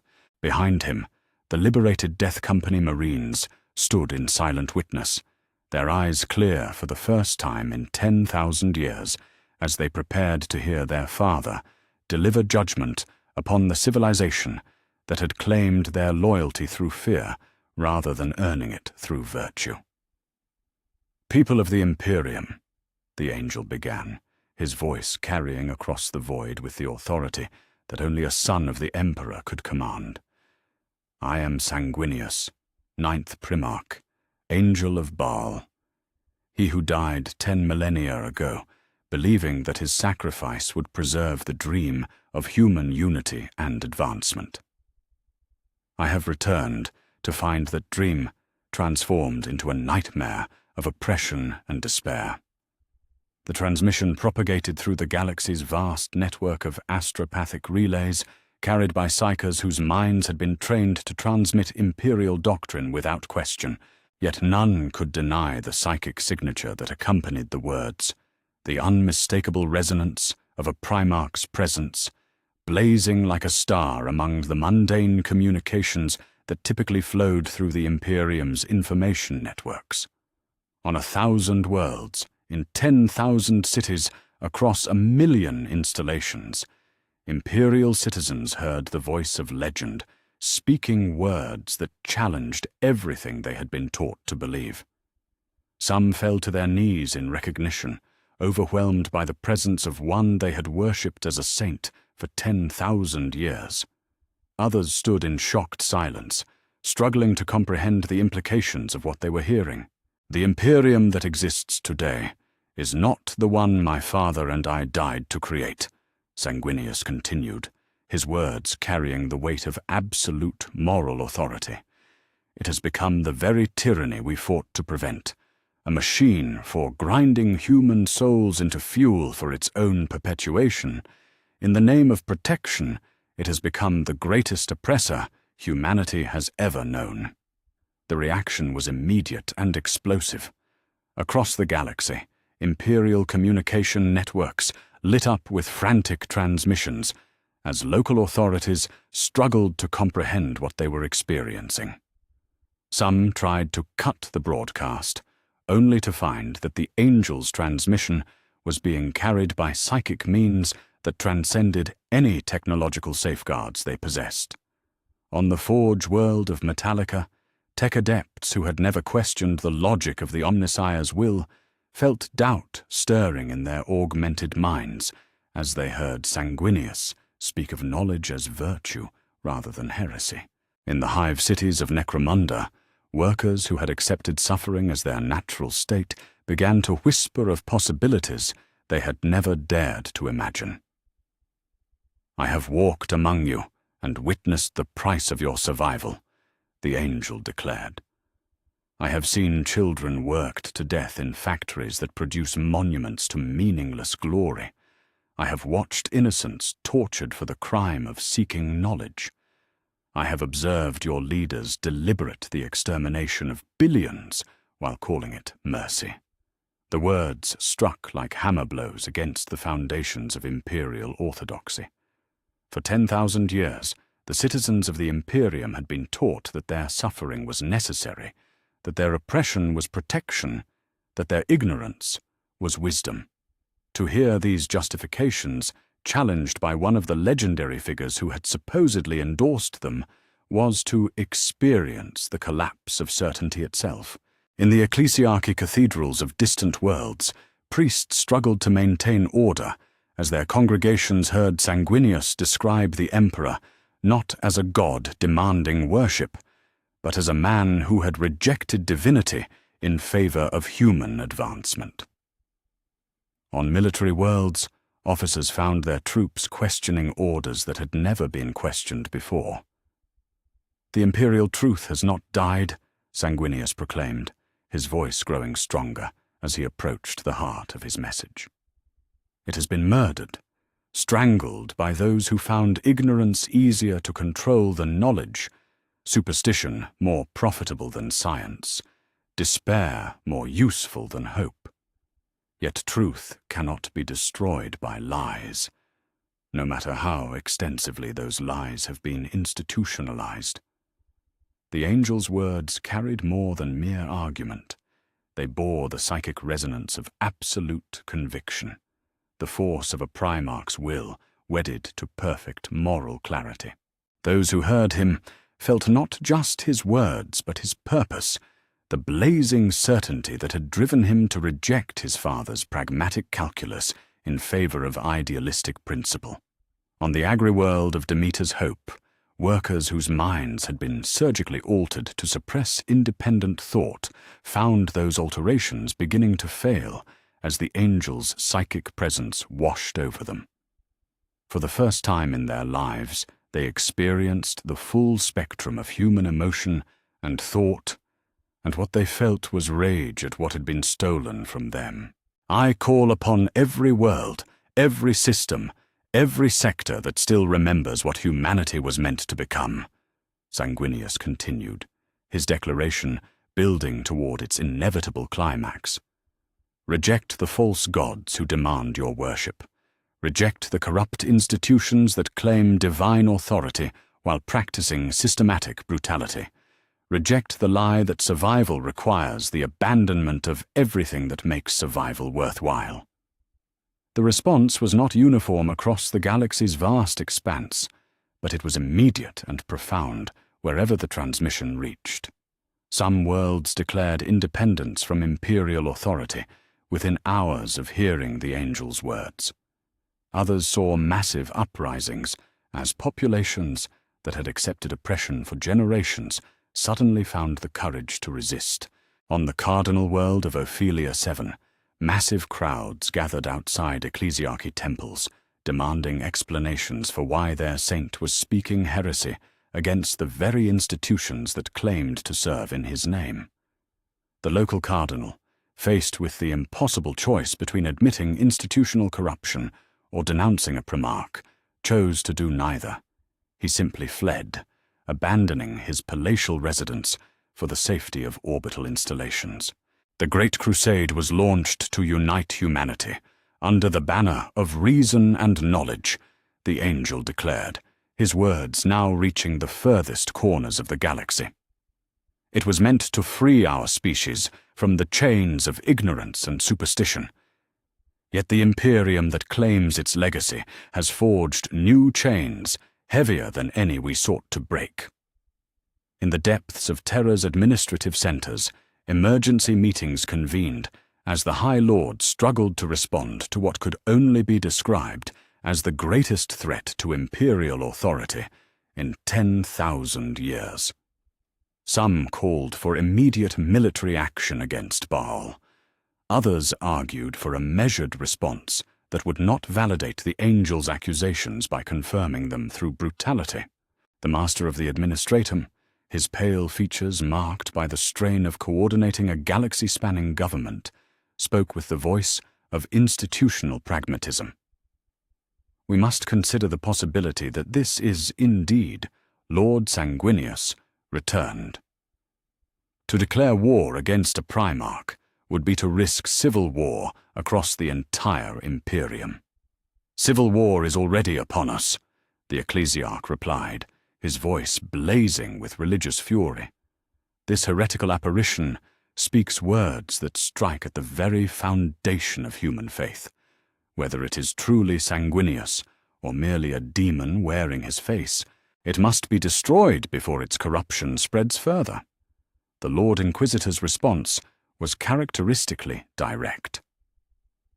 The Ordo Hereticus declares the entity known as Sanguinius to be a clear and present threat to imperial stability. All assets are authorized for immediate deployment against Baal and any world that responds favorably to this heretical transmission. Yet even as the High Lords debated response protocols, the galaxy was already transforming around them. The angel's broadcast had not merely challenged imperial authority, it had shattered the psychological foundations upon which that authority rested. For 10,000 years, imperial citizens had been taught that their suffering was necessary, that alternatives did not exist, that rebellion was not merely futile, but morally wrong. Sanguinius had offered them a different vision, one that validated their suffering by condemning those who had caused it, one that promised not easy salvation, but the dignity of choice. The response was everything the corrupt institutions had feared, and more than they were prepared to contain. "I do not promise you easy victory," the angel continued, his transmission now reaching worlds that had never heard criticism of imperial authority spoken aloud. "I do not guarantee that rebellion will succeed or that change will come without cost. But I promise you something the Imperium never has: the right to choose your own fate, even if that choice leads to suffering or death." The philosophical revolution implicit in those words was perhaps more dangerous than any military uprising could have been. Sanguinius was not merely offering to replace one authority with another, but challenging the very concept that authority could be imposed without consent. He was giving humanity permission to think for itself, to question institutions that claimed divine mandate, to judge their leaders by their actions rather than their proclamations. On the hive world of Armageddon, where workers had toiled for generations in conditions that would have horrified the architects of the Great Crusade, massive demonstrations erupted as populations that had never known anything but oppression suddenly glimpsed possibilities beyond their imagination. The planetary governor, faced with the choice between negotiating with rebels or ordering wholesale slaughter of his own subjects, chose to abdicate rather than become a mass murderer. "The choice before you is simple," Sanguinius declared as his transmission reached its climax. "You can continue to serve institutions that view your suffering as acceptable collateral damage in their quest for power. Or you can reclaim the dignity that is your birthright as human beings, the right to think freely, to question authority, to build something worthy of the species that conquered the stars." The angel's final words carried across the galaxy with the force of a tsunami, washing over worlds that had known only the certainty of oppression and leaving behind the chaos of awakened hope. Some planets declared immediate independence from imperial rule. Others saw the emergence of reform movements that demanded change within existing structures. Still others witnessed the rise of revolutionary councils that sought to implement the angel's vision of human dignity through direct action. Yet alongside the hope came the inevitable backlash. The ecclesiarchy declared Sanguinius the greatest heretic in human history, branding him a fallen saint whose words carried the taint of corruption. The Inquisition mobilized its vast resources for a campaign of suppression that would dwarf anything seen since the age of apostasy. Imperial Guard regiments received orders to prepare for deployment against seditious elements that threatened the stability of human civilization. "The angel Sanguinius is dead," proclaimed Cardinal Leto Vex in a counter-broadcast that reached only a fraction of the angel's audience. "Has been dead for 10,000 years. What speaks in his name is either daemon or heretic, seeking to corrupt the faithful with promises of false freedom. Do not be deceived by familiar faces or beloved voices. Trust in the institutions that have protected humanity for 10 millennia." The competing broadcasts created a crisis of authority that reverberated through every level of imperial society. Citizens who had never questioned official doctrine suddenly found themselves choosing between the words of their supposed saint and the institutions that claimed to speak in his name. Many chose the angel, but not without the terrible recognition that their choice would likely be paid for in blood. On Baal itself, Sanguinius concluded his transmission with words that would echo across the galaxy for generations to come. "I am Sanguinius, angel of Baal, son of the Emperor, and I declare the current Imperium to be in violation of everything we died to protect. Let those who still remember what humanity was meant to become Stand forth.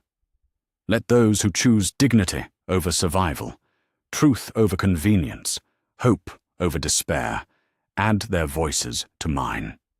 The judgment has been delivered. Now let us see whether humanity has the courage to embrace its verdict.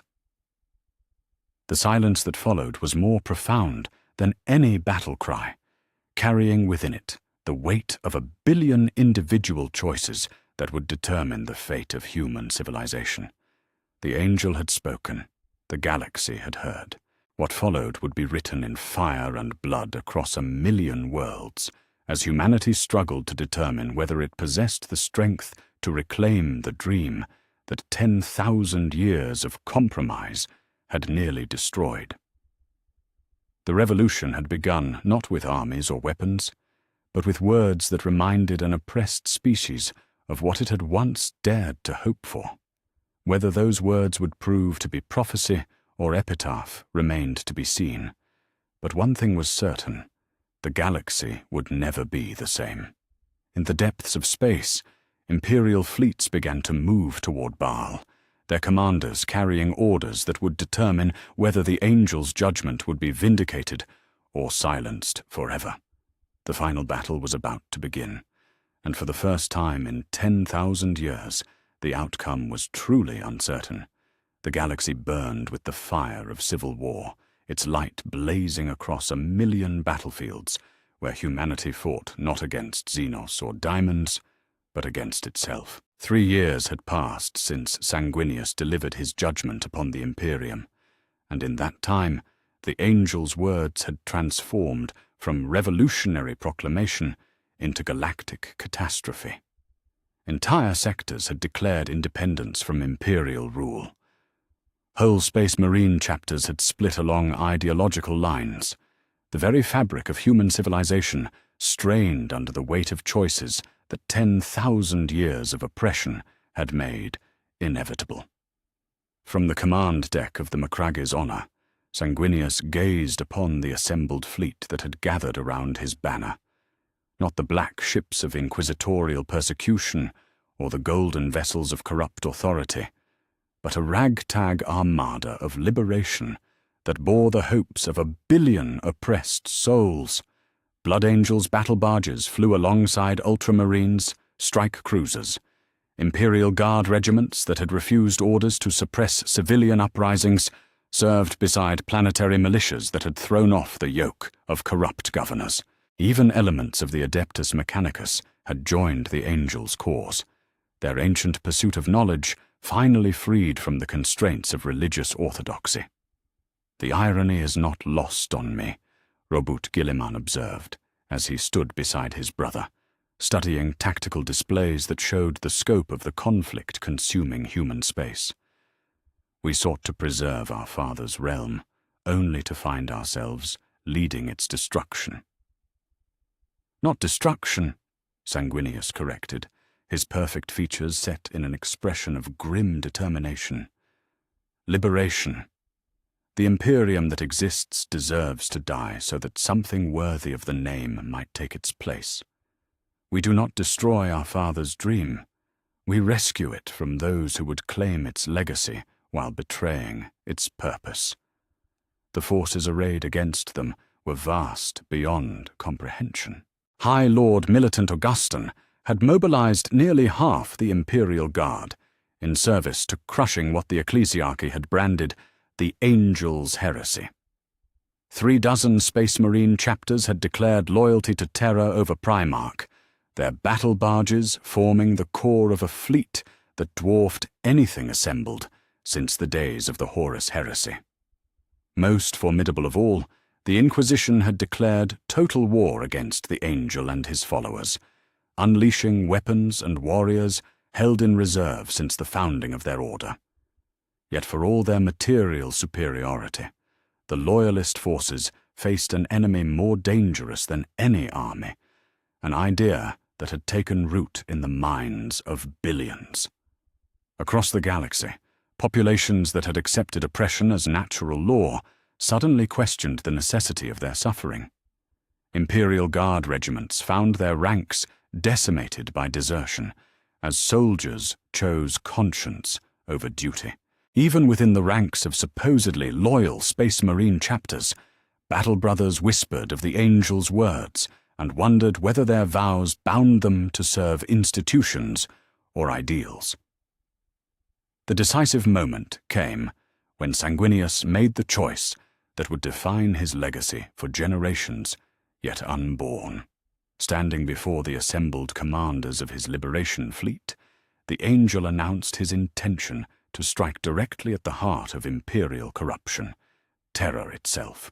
"The war cannot be won through attrition," he declared, his voice carrying across communication networks that linked 1,000 ships.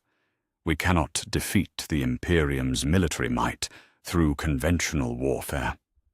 But we can achieve something far more important. We can demonstrate that even the most sacred symbols of imperial authority are not beyond the reach of those who fight for justice." The assault on Terra began with a coordinated strike that exploited weaknesses Guilliman's strategic genius had identified in the Throne World's defenses. While Imperial Navy fleets moved to intercept phantom attacks in neighboring systems, the Angel's armada translated from the warp at the edge of the Sol system and began the final approach to humanity's birthworld. The battles that followed would be remembered as the greatest tragedy in human history. Brother fighting brother in the very system where their species had first dreamed of touching the stars. The skies above Terra blazed with the fire of naval combat as liberation forces carved their way through defensive fleets whose crews genuinely believed they fought to preserve civilization itself. Sanguinius led the final assault personally, his perfect form blazing with righteous fury as he fought through the Imperial Palace's outer defenses. Behind him came the liberated Death Company Marines, their minds finally free to choose their own battles rather than relive ancient nightmares. Beside him fought Guilliman's tactical genius and the reformed elements of a dozen chapters who had chosen principle over institution. The climactic battle took place in the very chamber where Sanguinius had once confronted the Emperor's corpse presence, the Sanctum Imperialis itself. There, surrounded by the religious iconography that had transformed his father into a false god, the angel faced the assembled representatives of every corrupt institution that had claimed authority in the Emperor's name. "You have brought ruin upon the galaxy," declared Ecclesiarch Decius the 23rd, his voice shaking with fanatic fury. "You have unleashed chaos and destruction for the sake of abstract ideals. How many billions have died because of your selfishness?" "Every death in this war is a tragedy," Sanguinius replied, his perfect features marked by genuine anguish. "But every life lost in pursuit of freedom is more honorable than a century of existence under the boot of tyranny. You ask me to count the cost of liberation while ignoring the price of 10,000 years of oppression."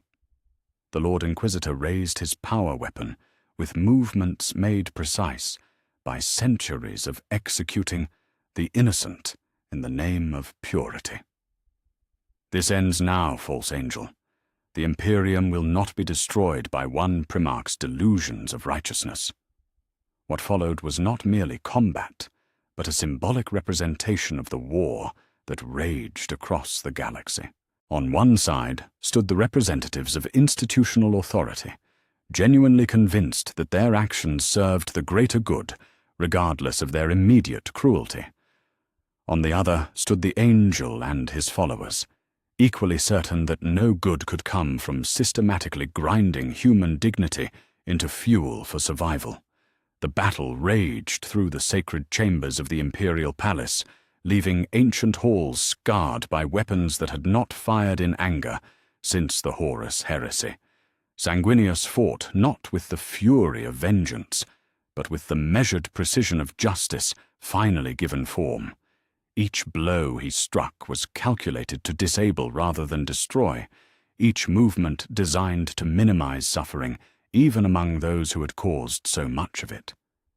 Yet even as victory seemed within reach, the angel felt the familiar weight of sacrifice settling upon his shoulders.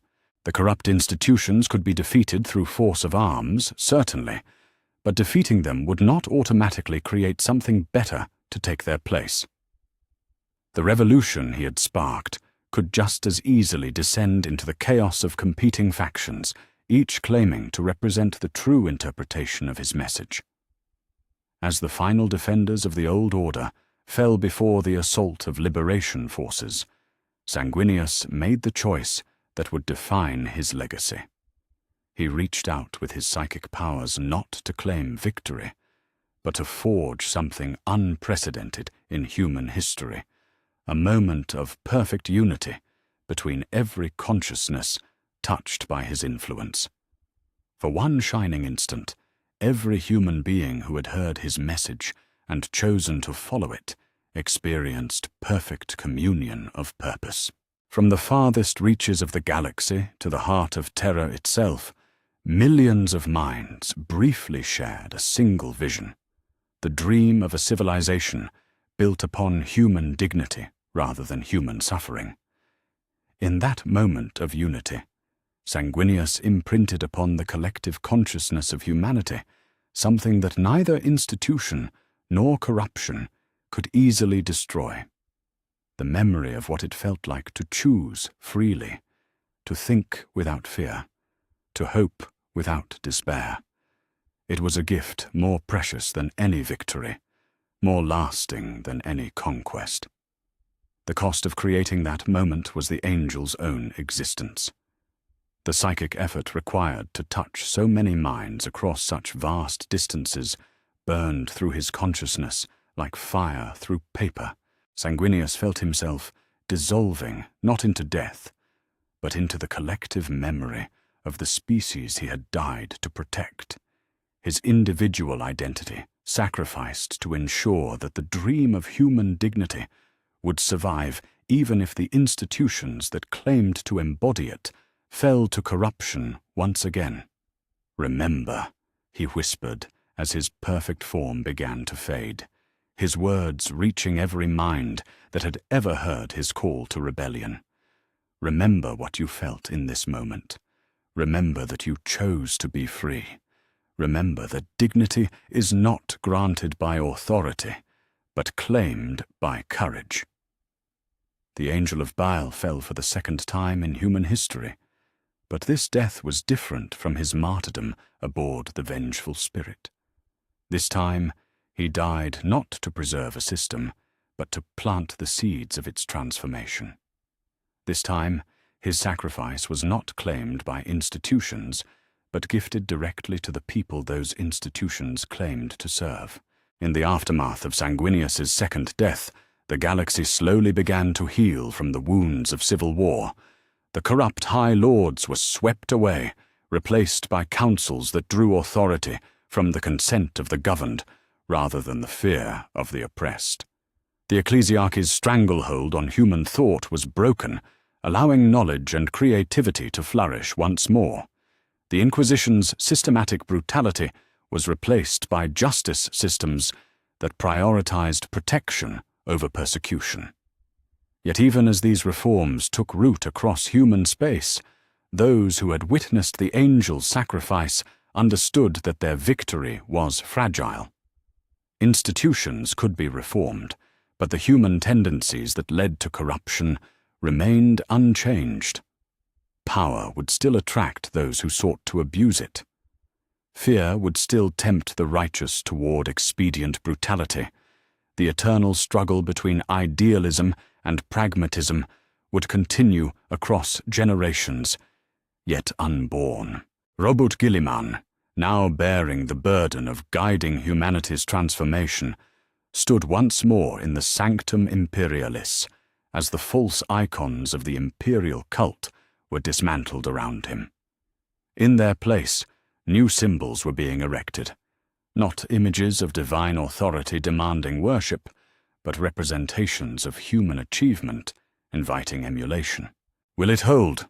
asked Commander Dante, his ancient features marked by the weight of witnessing two transformations of the civilization he had served for so long. Can we build something that will not fall to the same corruption that consumed the old Imperium? Gilliman considered the question with the measured precision that had made him the greatest of the Primarch administrators. Perhaps not, he admitted. Perhaps every civilization carries within it the seeds of its own corruption. Perhaps every generation must choose anew between dignity and expediency, between principle and survival. Then we have failed, Dante concluded, his voice heavy with the exhaustion of too many battles fought for temporary victories. No, the Lord of Ultramar replied, his gaze fixed upon the new symbols rising where the old ones had fallen. We have succeeded in giving them the chance to choose. Sanguinius did not die to create a perfect civilization, but to ensure that imperfect humanity retained the capacity to recognize corruption and the courage to oppose it. The galaxy that emerged from the Angels' War was not perfect, but it was honest about its imperfections. Worlds governed themselves according to principles they had chosen rather than dogma they had inherited. Knowledge flowed freely among populations that understood both its potential and its dangers. Most importantly, the memory of choice, the recollection of what it felt like to freely determine one's own fate, remained embedded in human consciousness, like a star that could never be permanently extinguished. In the depths of space, new threats gathered as they always had. Chaos sought new pathways to corruption. Xenos predators tested the defenses of a civilization in transition. The eternal enemies of humanity prepared to exploit any weakness that reform might create. Yet for the first time in 10,000 years, humanity faced these challenges not as subjects of an institutional tyranny, but as free beings capable of choosing their own responses. They might choose poorly. They might fall to temptations that the old Imperium's brutal efficiency had prevented. They might discover that survival and dignity were indeed incompatible in a hostile galaxy. But they would make those choices themselves, with full knowledge of the alternatives and complete responsibility for the consequences. That perhaps was the only victory that truly mattered, not the preservation of any particular system, but the restoration of the human capacity to choose what kind of system deserved preservation.